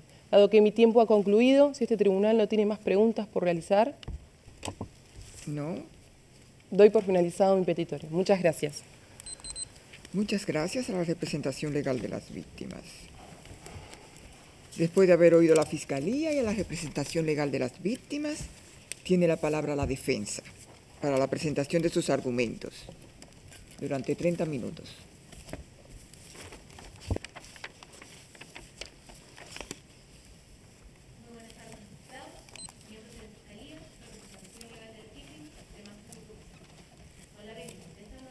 Corte Penal Internacional. comparecen ante ustedes Fernanda Cuevas y Jimena Donoso, en representación del señor Carlos Alfredo Supremo. En los primeros 15 minutos demostraremos los siguientes puntos relevantes en esta audiencia. En primer lugar, que no corresponde emitir una notificación en conformidad a la norma 55 número 2 del reglamento de la Corte en el estadio procesal en el que nos encontramos. En segundo lugar, que no corresponde agregar el cargo adicional de otros actos inhumanos. Luego, en los siguientes 15 minutos, mi coagente se referirá al tercer punto relevante, explicando que los hechos no dan lugar al acusado como responsable a título de coautor por omisión ni a título de superior jerárquico. Dado que los hechos se encuentran bajo el conocimiento de esta Corte, esta representación solicita autorización para pasar a las cuestiones de fondo. En relación al primer punto en agenda, demostraremos que no corresponde a la Sala de Primera Instancia emitir una notificación en conformidad a la norma ya citada en el estadio procesal en el que nos encontramos. En ese sentido, a esta representación le gustaría hacer hincapié a que la cuestión 1, relevante en este juicio, nos llama a demostrar que la notificación no debe emitirse en el estadio procesal en el que nos encontramos ahora, sin perjuicio de que pueda emitirse después o de que pueda emitirse bajo otros supuestos de hecho que no están presentes en este caso. En ese sentido, la norma que ha sido citada por todas estas representaciones señala expresamente que la notificación podrá ser emitida durante el juicio. Al parecer, existe acuerdo entre todas estas partes que, siguiendo una interpretación literal de la norma, que han calificado como restringida, el juicio actualmente no ha iniciado y que esta norma podría aplicarse a etapas previas solo en virtud de interpretaciones jurisprudenciales acerca de lo que deberíamos entender como juicio. Recordando que en virtud del artículo 21 del Estatuto de Roma, las interpretaciones jurisprudenciales no son obligatoriamente vinculantes para esta Corte. En ese sentido, existen fallos contradictorios que determinan cuándo ha iniciado el juicio. Tanto la representación legal de las víctimas como la Fiscalía han mencionado fallos tanto como el del caso Gbagbo y Katanga, en donde se señala que efectivamente esta norma podría aplicarse en momentos previos al inicio del juicio, ignorando completamente los otros casos que han señalado que el juicio se debe dar por iniciado a través de las declaraciones de apertura, como lo señala la Sala de Apelación en el caso Katanga. Entonces, en el caso Lubanga. Entonces, en virtud de que tenemos fallos contradictorios, es necesario determinar cuál de estas dos interpretaciones de la Corte se ajusta a lo dispuesto en el Estatuto de Roma y las reglas de procedimiento y prueba, que según el artículo 21 del Estatuto de Roma son las fuentes que priman por sobre las interpretaciones jurisprudenciales. En ese sentido, a esta representación le gustaría realizar un análisis de las reglas dispuestas en el Estatuto de Roma y las reglas de procedimiento y prueba que establecen ciertos requisitos para poder modificar los cargos. Comenzando en el procedimiento previo a la audiencia de confirmación de cargos, el artículo 61, número 4 del Estatuto de Roma, en conformidad al artículo 121, número 4 de las reglas de procedimiento y prueba, señalan que si el fiscal desea modificar o retirar los cargos, deberá incluir una lista de pruebas. Luego, una vez iniciada la audiencia de confirmación de cargos, el fiscal, después de la confirmación de cargos y antes del inicio del juicio, podrá modificar los cargos sin necesidad de presentar una prueba adicional. Y también podrá presentar una apelación si no está de acuerdo con la decisión de confirmación de cargos. Entonces, bajo este supuesto, el fiscal podría pedir una modificación de cargos sin tener que agregar una prueba adicional, debido a que la prueba se está discutiendo por esa sala, por la sala de cuestiones preliminares. Todos estos supuestos ocurren antes de que empiecen los procedimientos en la sala de primera instancia, que no es el caso en cuestión, ya que estamos ante la sala de primera instancia. Entonces, una vez entrando a la sala de primera instancia, el procedimiento se divide en dos, lo que se puede entender de la interpretación del artículo 132 de la regla de procedimiento y prueba, una fase preparatoria y una de juicio. En la fase preparatoria, en virtud del artículo 132 de las reglas de procedimiento y prueba, se fijará la fecha de inicio del juicio. Entonces, las reglas de procedimiento y prueba nos dan a entender que para que inicie el juicio es necesario establecer una fecha para que éste inicie. Según las respuestas aclaratorias 34, no se han realizado declaraciones de apertura, no se ha establecido una fecha. Por ende, podemos entender que el juicio aún no ha iniciado. Y luego, cuando inicia el juicio, lo que no ocurre en este caso, los cargos pueden ser modificados en virtud de la norma 55, toda vez que el tribunal puede apreciar la prueba dentro del juicio y así hacer valer la justicia. Esto tiene sentido por lo siguiente. Pongámonos en un caso hipotético. Por ejemplo, en un caso, un testigo declara en la audiencia de confirmación de cargos que sufrió vejámenes relacionados a detenciones. Se confirman los cargos y luego, cuando entramos a la etapa de inicio del juicio, el mismo testigo señala, además de que de haber sufrido detenciones, sufrió actos, por ejemplo, de violencia sexual. En ese supuesto, la sala de primera instancia, que está apreciando la prueba, puede aplicar la norma 55 para modificar los cargos y así evitar la impunidad de dichos crímenes, toda vez que existe nueva evidencia, ya que no tendría sentido volver a rediscutir los hechos que ya han sido calificados anteriormente por la Sala de Cuestiones Preliminares en la decisión de confirmación de cargos, ya que de lo contrario, esta etapa procesal de decisión de confirmación de cargos no tendría sentido. Entonces, honorables magistrados, en resumen, podemos entender que la norma 55 no aplica en este estadio procesal por dos razones.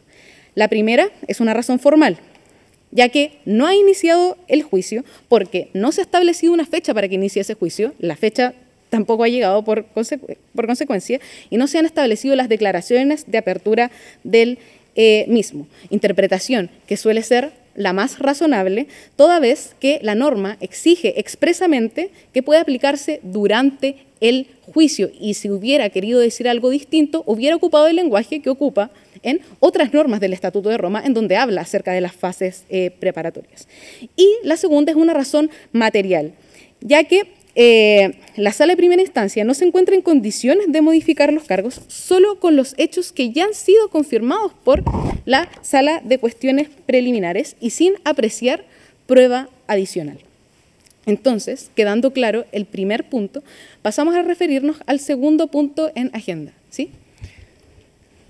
Un momentito, señora representante de la defensa.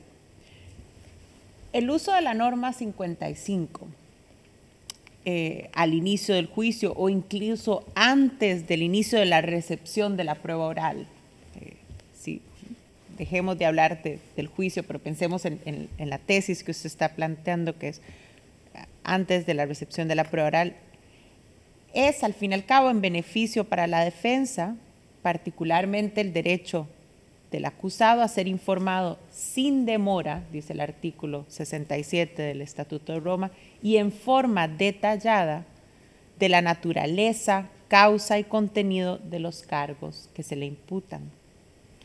Es también nuestro deber como sala de primera instancia proteger el derecho del señor acusado a ser juzgado sin dilaciones indebidas. Las opciones o alternativas que usted hasta ahora está planteando podrían llevar a esas dilaciones que ya a priori la sala podría estar contemplando y por lo tanto aplicar la norma 55. Quisiera saber qué piensa la defensa entonces al respecto. Honorable magistrada, esta defensa lo que sostiene es que se divide en distintos puntos. Primero, la recalificación de los hechos siempre implicaría una dilación al juicio, toda vez que se tienen que rediscutir nuevamente. Pero en este caso en particular presentaría una dilación mayor aún porque, como bien sostiene la Fiscalía de la Representación Legal de las Víctimas, no estamos agregando hechos adicionales para retipificar los hechos. Entonces, esto vendría a ser de facto una apelación de la confirmación de cargos en un momento procesal indebido. Nuestra argumentación se ha basado en el momento procesal en el cual debe emitirse esta notificación, ya que si bien es conveniente que la notificación se emita lo antes posible, Esta defensa considera que debe emitirse lo antes posible, pero dentro del momento del juicio, cuando la sala ya haya podido apreciar nueva prueba para tener los antecedentes suficientes para decidir si los cargos deben modificarse.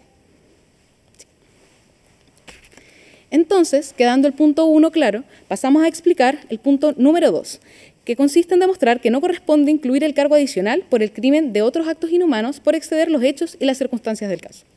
Según los hechos del caso 23 y las respuestas aclaratorias 39 y 42, la Sala de Cuestiones Preliminares valoró todas las circunstancias de hecho, las describió detalladamente y las calificó únicamente bajo el crimen de encarcelamiento, sin usar su facultad del artículo 61, número 7, letra C, párrafo 2, de solicitar al fiscal que modifique los cargos por considerar que podrían calificarse de otra forma.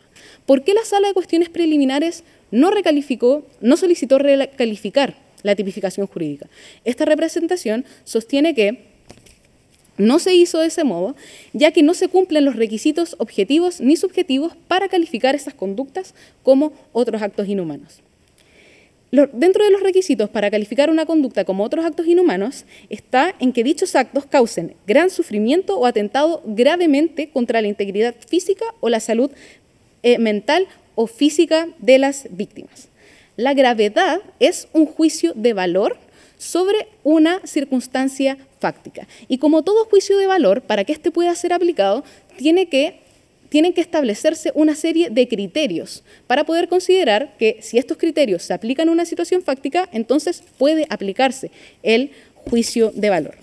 Entendiendo que no hay un estándar legal establecido para determinar la gravedad, es necesario acudir a lo señalado por la jurisprudencia de esta honorable Corte para determinar cuándo un acto ha sido considerado como grave en virtud de este artículo. Entonces, los hechos que han sido considerados como otros actos inhumanos en las decisiones de confirmación de cargos emitidas por esta Corte son los siguientes. En el caso Gbagbo se consideraron los siguientes criterios: la modalidad de los actos, los tipos de armamento y los tipos de lesiones provocados a las víctimas. En ese sentido, se consideró que eran otros actos inhumanos, ataques con granadas de fragmentación, armas de fuego, que incluso llegaron a provocar la muerte de las víctimas. En el caso Kenyatta y Mutaura, se consideraron otros actos inhumanos como los asesinatos y decapitaciones frente a los ojos de familiares de las víctimas, además de circuncisiones forzadas y amputaciones de pene. Y en el caso Ongwen, se consideró otros actos inhumanos como el matrimonio forzado y las agresiones sexuales inherentes. Ninguno de estos casos que han sido calificados como otros actos inhumanos se parecen a los vejámenes sufridos por los refugiados sámalos, que si bien son vejámenes reprochables, no cumplen con el requisito de gravedad y bajo los parámetros que ha establecido la Corte para considerar que un acto es grave. Ahora, en relación a los tribunales internacionales, especialmente el Tribunal Penal Internacional de la ex Yugoslavia, citado también por las víctimas, ha determinado que constituyen otros actos inhumanos en condiciones de detención, actos tales como obligar a detenidos a mutilar genitales de otros detenidos hasta producirles la muerte, los golpes con cables y barras de metal, y actos como colgar detenidos de sus tobillos y con manos atadas de manera tan fuerte que, según las declaraciones de las víctimas, estas sentían que sus miembros se les iban a desprender. Abogada de la defensa, de una manera específica, ¿por qué considera la defensa que la inclusión del cargo de otros actos inhumanos exceden los hechos y las circunstancias del caso? Si esta es una norma de carácter residual. Y en todo caso, depende de las circunstancias específicas de cada caso. ¿Por qué no podría incluirse como actos inhumanos, en este caso de las detenciones arbitrarias, los malos tratos descritos en los cargos? Muchas gracias por su pregunta, magistrada. Esta defensa considera que exceden los hechos toda vez que los vejámenes sufridos por los refugiados sámalos no alcanzan a cumplir el requisito de gravedad para que puedan ser sancionados como otros actos inhumanos. En ese sentido, no pueden considerarse para incluir un cargo adicional. En el caso en cuestión, no podemos ver ningún vejamen de tal gravedad para constituir un crimen adicional. Además, la jurisprudencia de esta Corte, como lo señala en la decisión de confirmación de cargos en el párrafo 448, en el caso Katanga, este crimen excluye violaciones básicas a los derechos humanos, ya que exige un requisito específico de gravedad. Ahora, en atención a un último requisito, este acto en particular, el Estatuto de Roma exige explícitamente que haya una intencionalidad del actor de provocar dichos actos. En el caso en cuestión, de ningún hecho del caso se puede inferir que el señor Supremo haya tenido la intención de provocar los vejámenes producidos a los refugiados sámalos en los centros de detención. Por ende, podríamos entender que el requisito subjetivo tampoco se cumple. Es en conclusión que los otros actos inhumanos no podrían agregarse como un cargo adicional al no cumplirse ni el requisito objetivo de la gravedad ni el requisito subjetivo de la intencionalidad. A continuación, en virtud del tiempo... Una pregunta adicional.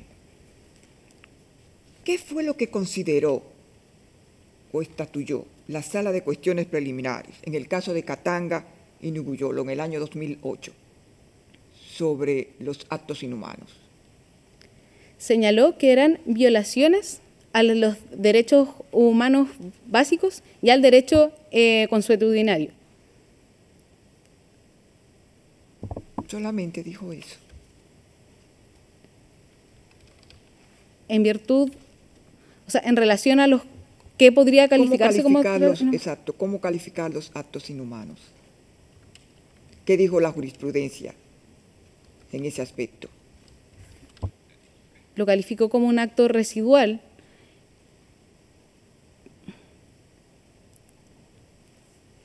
¿Sí? La Sala estatuyó que ninguna de las conductas que constituyen crímenes contra la humanidad, conforme al artículo 7, puede ser considerado de manera simultánea como actos inhumanos. Sí. En virtud del tiempo, mi coagente pasará a explicar el tercer punto relevante en esta audiencia. Muchas gracias.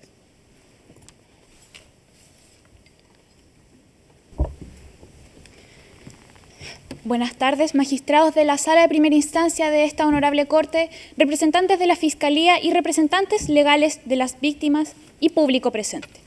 Como señaló previamente mi coagente, pasaré ahora a referirme al tercer punto materia de esta audiencia relativa a la responsabilidad del señor Carlos Alfredo Supremo. Como representación hemos señalado previamente que no corresponde en este momento procesal discutir los cargos. Sin embargo, y en virtud de lo que solicitó la Sala a propósito de la audiencia que nos convoca, la postura de esta defensa relativa a la responsabilidad del señor Supremo es que los hechos no dan lugar ni a coautoría por omisión ni a la responsabilidad del superior jerárquico del artículo 28 del Estatuto de Roma, por lo que pasaré a argumentar en dos momentos al respecto. En primera instancia, sobre la coautoría por omisión y en segundo lugar, sobre la responsabilidad del superior jerárquico. Respecto de la coautoría por omisión, esta representación entiende que la coautoría por omisión no es una forma de responsabilidad tipificada. La coautoría por omisión no se encuentra en forma expresa en el Estatuto, ni en los elementos de los crímenes, ni en las reglas de procedimiento y prueba, ni en ningún otro tratado internacional vigente y vinculante en los términos del artículo 21 del Estatuto de Roma. No es un principio de derecho general aplicable. Fue discutido en los trabajos preparatorios y fueron las voluntades soberanas de los estados quienes decidieron no incluir esta forma de responsabilidad, quienes de hecho secundaron la petición de la delegación francesa que rechazaba la responsabilidad por omisión impropia o la comisión por omisión basándose en una interpretación estricta del principio de legalidad. Así tampoco se puede evidenciar que esta forma de responsabilidad se encuentre consagrada en ningún sistema jurídico del mundo como forma de responsabilidad.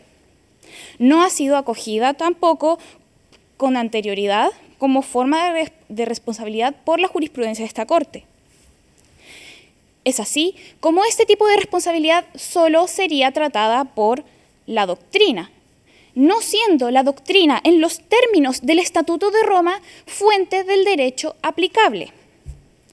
La doctrina en ese sentido solo es fuente mediata según el artículo 38 del Estatuto de la Corte Internacional de Justicia sobre fuente de derecho vigente.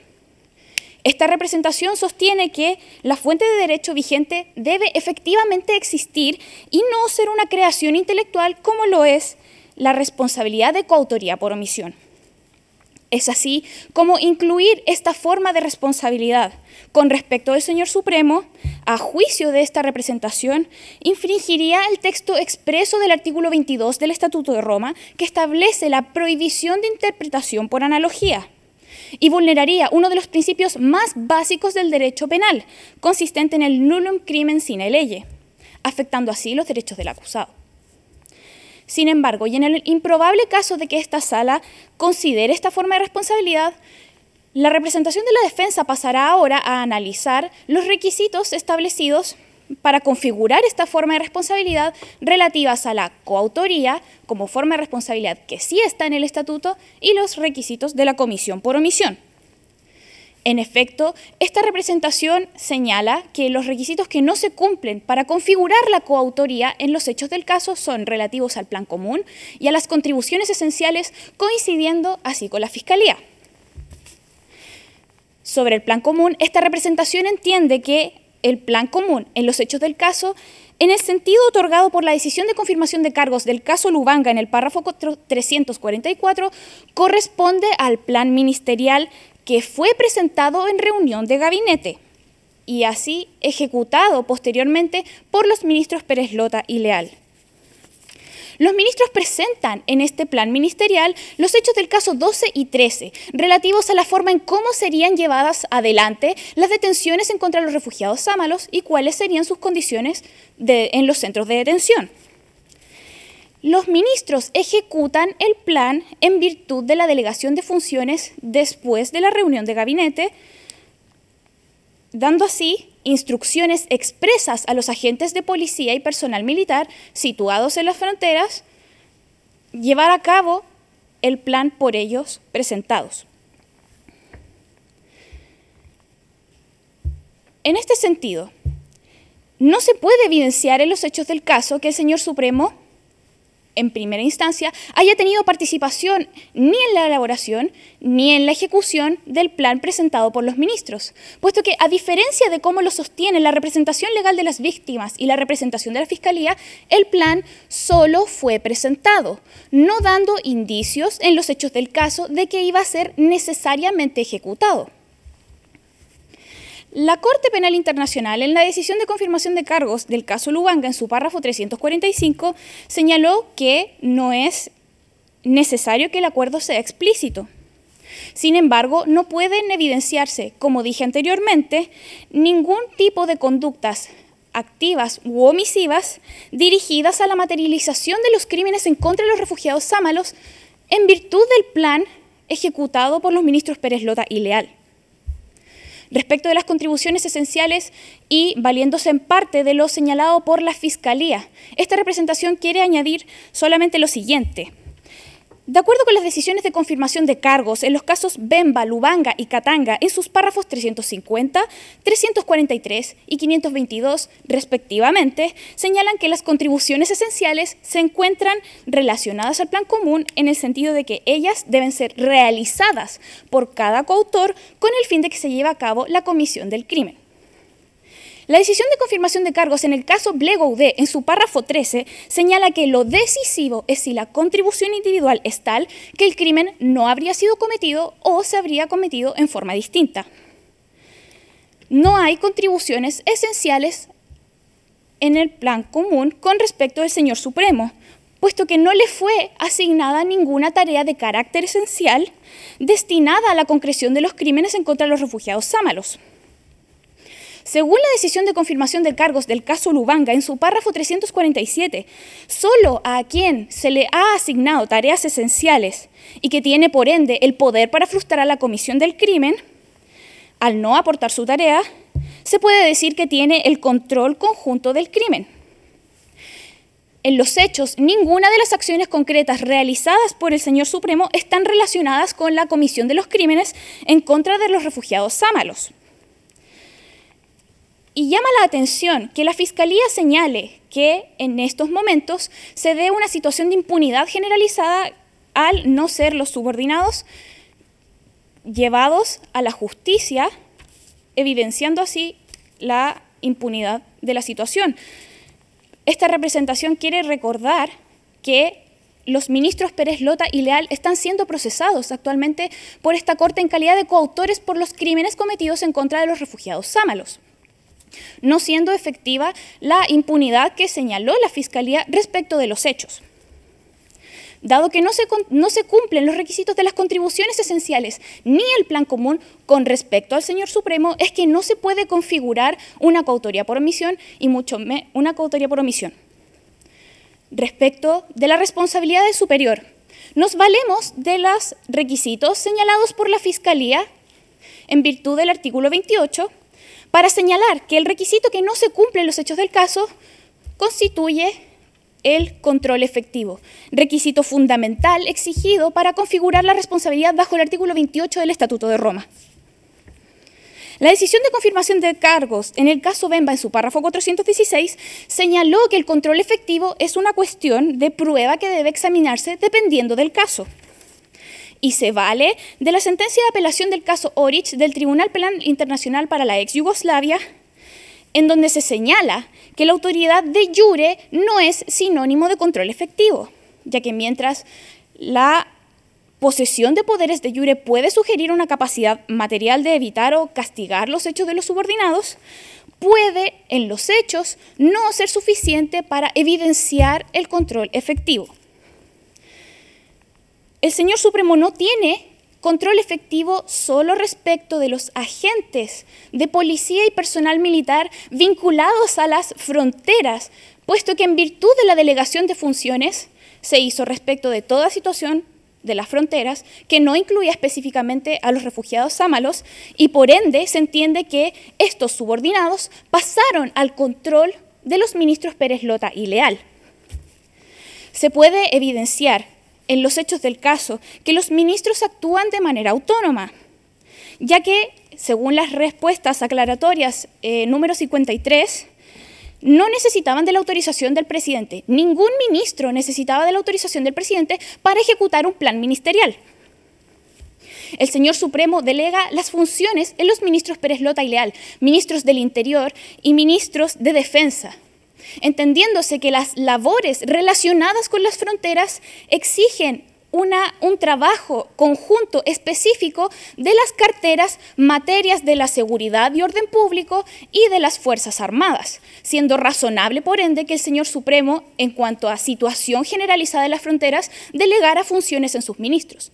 Y como señaló previamente esta representación, el plan en los hechos del caso no daba ningún indicio de que fuera a ser necesariamente ejecutado, puesto que no se sometió a aprobación en reunión de gabinete y se puede inferir que fue esa la razón por la cual el señor Supremo no emitió comentario alguno.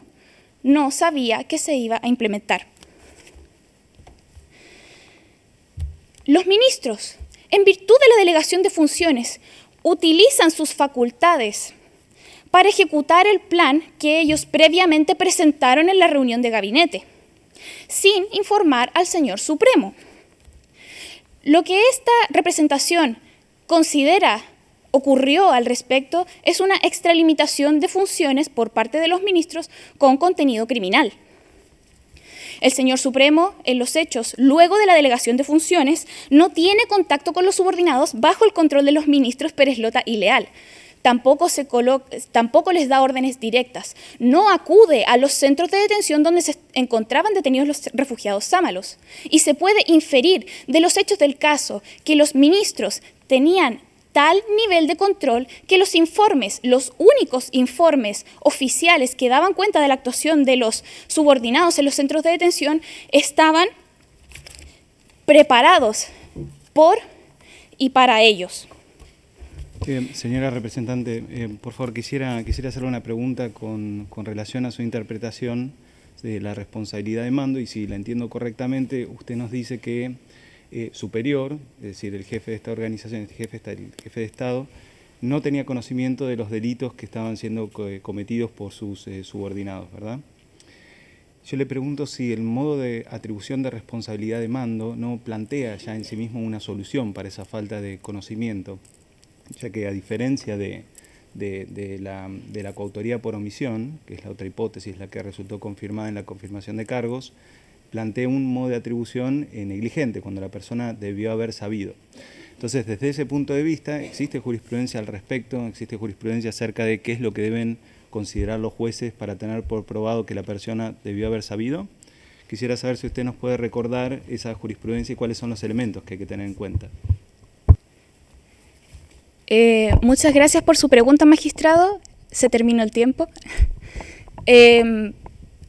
Por lo que...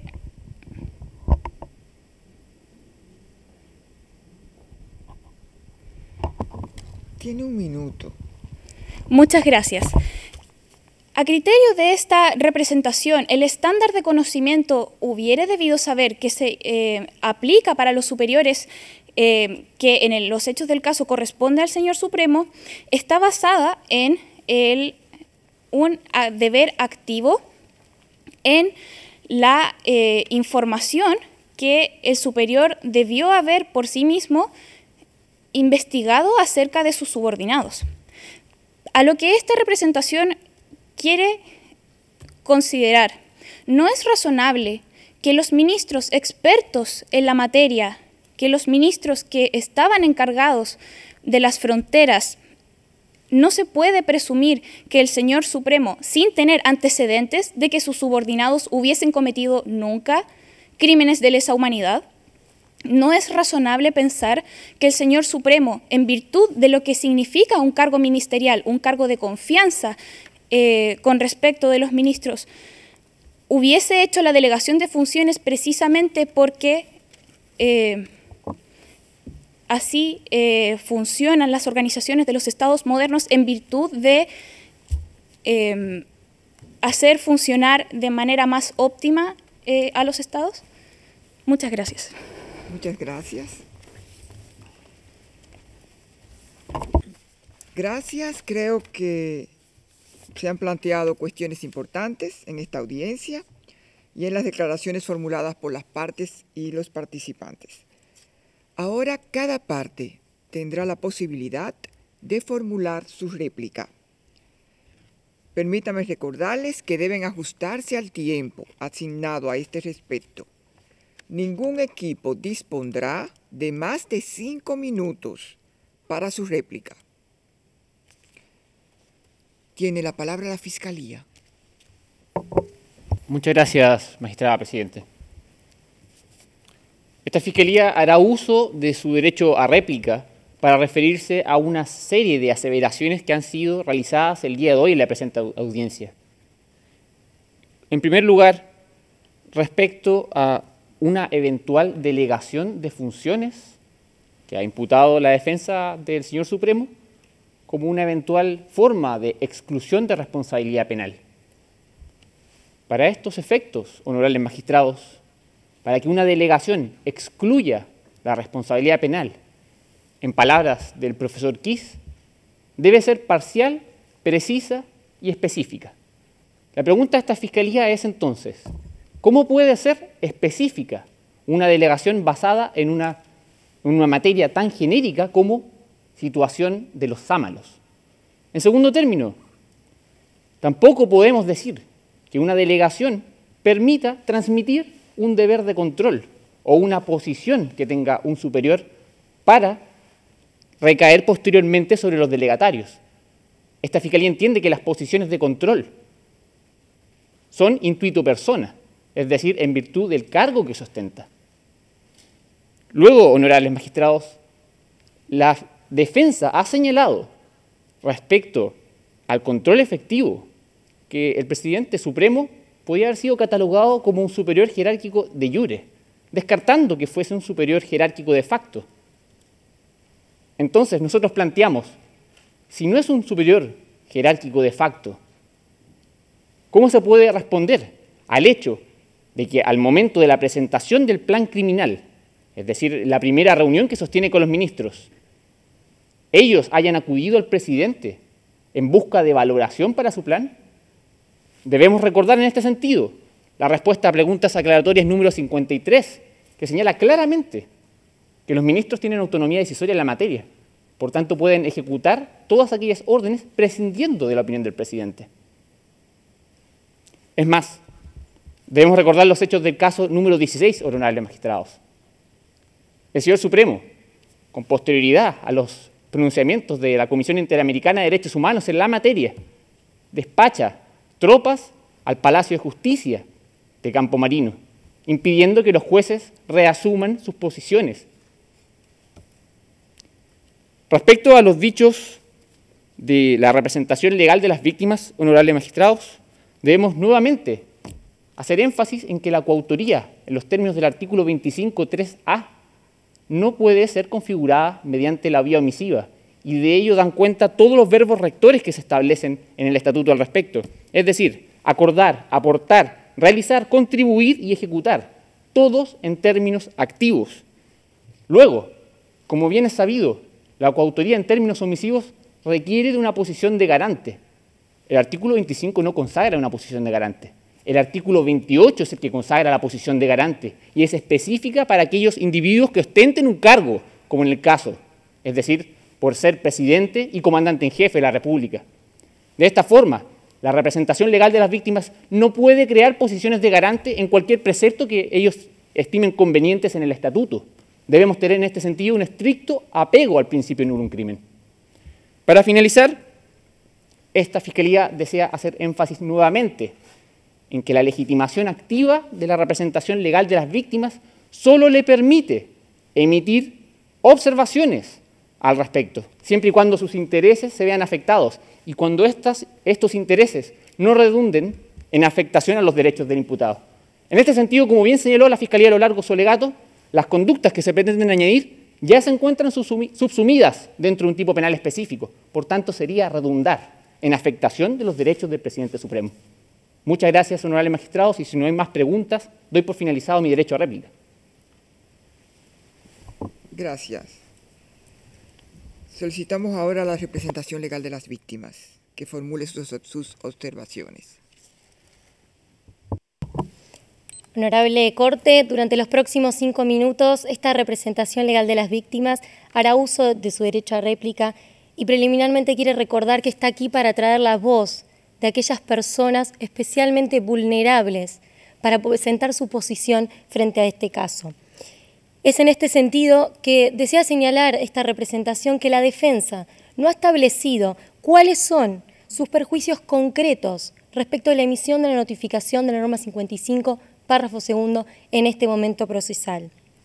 En especial, ha hecho referencia a la jurisprudencia de esta honorable Corte, y es por eso que esta representación desea señalar que resulta en interés del principio de eficiencia judicial y de la seguridad jurídica continuar con esta jurisprudencia, tal como ha sido sostenido por la Sala de Primera Instancia en el caso Bemba Gombo, en su párrafo 74 de la sentencia en los términos del artículo 74. En este sentido, honorable Corte, es que esta representación desea expresar su interés concreto de que se emita la notificación en este momento, ya que tal como ha establecido la Corte Interamericana en el caso Bueno Alves contra Argentina, es necesario en materia de tratos inhumanos en condiciones de encierro, que para preservar la prueba sean emitidas la notificación más tempranamente posible y que se debata esta calificación jurídica. Es en este sentido, además, que desea señalar esta representación de que no es necesario, como ha sido señalado por esta honorable Corte en Lubanga, en su párrafo 94 de su decisión de emitir la notificación de la norma 55, y también en el caso Gabgo, específicamente en su párrafo 32 de la decisión de la norma 55, que no es necesario que exista una apelación previa ni una enmienda, tal como ha establecido la defensa, ya que es esta sala la que tiene la última palabra y la facultad soberana de determinar la calificación jurídica pertinente al emitir su fallo en los términos del artículo 74 del Estatuto de Roma. Es en este sentido, además, que esta representación desea señalar el especial interés en que se incluya el crimen de otros actos inhumanos, ya que justamente, tal como ha entendido la Sala de Cuestiones Preliminares al abrir su solicitud y autorizar la situación de Burundi, el crimen de encarcelación implica la violación de normas procesales, mientras que los hechos sucedidos en el estado de Campomarino respecto de las condiciones de detención exceden los elementos de este crimen y a su vez son de una gravedad suficiente justamente por la condición de vulnerabilidad que tienen nuestros representados y representadas. Cabe señalar, Honorable Corte, que en el presente caso confluyeron de manera interseccional diferentes factores de vulnerabilidad, como el hecho de que se encontrasen detenidos y bajo estas condiciones infrahumanas niños, niñas, mujeres y refugiados y refugiadas, tal como ha sido sostenido por la Honorable Corte en el caso Vélez Lor con Panamá, relevante en los términos del artículo 21, párrafo 3, que reconoce la especial vulnerabilidad que tienen los refugiados y refugiadas. Es por esto, Honorable Corte, que a su vez esta representación desea señalar que el principio de legalidad que se alega que se estaría afectando, tal como ha sido sostenido en el caso Bemba Gombo, en su decisión de la sentencia del artículo 74, específicamente en el párrafo 82, establece que es aplicable únicamente para los crímenes y no para los modos de atribución de responsabilidad, y cabe señalar que ha sido esta propia Corte la que ha utilizado la doctrina justamente para interpretar los modos de atribución de responsabilidad, como lo ha hecho en la decisión de confirmación de casos en el caso Katanga, específicamente en su párrafo 49. Es por esto, distinguida Corte, que esta representación estima que, tal como se ha expuesto, se han efectuado claras violaciones a nuestros representados y representadas, como el derecho a no ser discriminado, como la libertad, el derecho a la libertad, el derecho a sus garantías judiciales, el acceso a la justicia, la dignidad, integridad, el derecho a la salud, la vida y tantos restantes derechos que atañen a nuestros representados. Es por esto que resulta imprescindible que se impute el modo de atribución de responsabilidad pertinente al Señor Supremo y que se incluya el cargo de otros actos inhumanos para enviar el mensaje a la comunidad internacional de que estas atrocidades no serán permitidas y así determinar una acusación completa, ya que, Honorable Corte, como la historia nos ha demostrado, cuando los procesos son incompletos, la perpetración de los crímenes sucede. Muchas gracias. Bien, muchas gracias. La última palabra corresponde a la defensa. Tiene la palabra la defensa.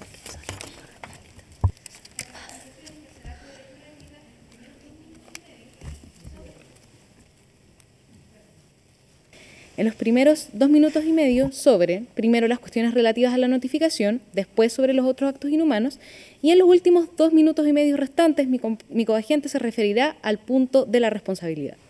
En relación a la notificación, tanto la Fiscalía como las víctimas nos presentan sentencias contradictorias que no tienen una obligatoriedad vinculante y no nos explica por qué las sentencias que deliberadamente escogieron se sobreponen a las otras.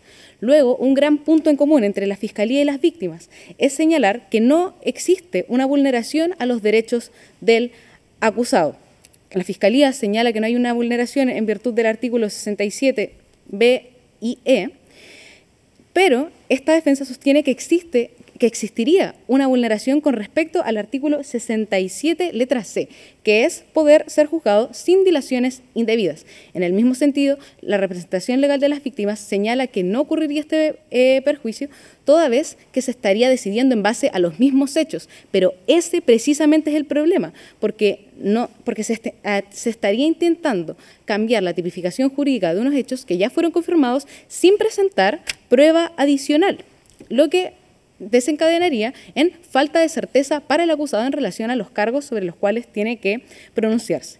Luego nos señalan que la impunidad es el fin de esta norma, a lo cual la defensa se allana completamente. Esta norma busca evitar efectivamente la impunidad, pero eso no implica que se deje de lado la certeza legal y que la norma pueda aplicarse en cualquier momento a una discrecionalidad absoluta por parte de la Sala de Primera Instancia. Finalmente, a esta representación le gustaría evidenciar que la Fiscalía no hace uso de su derecho de poder presentar una apelación a la decisión de confirmación de cargos y espera a llegar a esta etapa para pedir una suerte de apelación de facto con la aplicación de la norma 55. Ahora, en relación a los otros actos inhumanos, las víctimas nos señalan que los actos son efectivamente reprochables según distintos instrumentos de derechos humanos, pero no nos demuestra y no nos explica por qué estos actos reprochables tienen la gravedad suficiente, según el Estatuto de Roma, para ser considerados como un crimen de lesa humanidad, no basándose ni en el Estatuto ni en la jurisprudencia de esta honorable Corte. A continuación, mi compañera continuará la réplica. Honorables magistrados, Fiscalía, representantes de las víctimas, la defensa referida a la responsabilidad del señor Supremo en cuanto a los argumentos señalados por la Fiscalía y las víctimas tiene las siguientes consideraciones. En primer lugar, tanto la Fiscalía como las víctimas, al momento de referirse a las cuestiones de pruebas del conocimiento y la intencionalidad, se refieren y afirman sin concluir o sin dar fundamentos de peso para señalar por qué el señor Supremo conoce y tiene intención de cometer los crímenes en contra de los refugiados sámalos. En particular, la Fiscalía como las víctimas señalan que la presencia del señor Supremo en la reunión de gabinete constituye una contribución al plan de los ministros Pérez Lota y Leal. Y ya. No señalan de qué forma esto podría inferirse que constituye un conocimiento de que la ejecución de los crímenes posteriormente a la reunión de gabinete, y mucho menos respecto de la intencionalidad que pudo haber tenido el señor Supremo, serían competentes a partir de ese hecho puntual. Señalan también las cuestiones relativas a que la policía rodeó la alta corte. Lo que la representación de la defensa quiere señalar es que el señor Supremo no tenía control efectivo solo respecto de los funcionarios relativos a las cuestiones de las fronteras. Por lo que el rodear el Palacio de Justicia con la policía es una facultad que el presidente puede realizar en cualquier momento y no obsta que ese solo hecho constituya responsabilidad a nivel penal internacional. Así también se cita a la prensa como fuente de conocimiento de que el señor Supremo sabía de los vejámenes en contra de los refugiados sámalos, a lo que esta representación se pregunta de qué forma los informes de prensa señalados por las víctimas y la Fiscalía corresponden prueba del conocimiento. El solo hecho de que en los hechos del caso no se señale que los informes de prensa ni los recursos de amparo interpuestos por los refugiados sámalos hayan llegado en forma expresa a oídos del presidente Supremo, no hay prueba directa, y al referirse a la prueba circunstancial tampoco señalan hechos del caso concretos de los cuales se pueda inferir inequívoca y exclusivamente que el señor Supremo tenía y solo podía tener conocimiento o, y en el caso de las víctimas, intención de cometer los crímenes en contra de los refugiados sámalos. Muchas gracias. Bien, ahora se suspenderá la audiencia para las deliberaciones. La audiencia se reanudará en 45 minutos, a contar desde este momento. Muchas gracias. Todos de pie.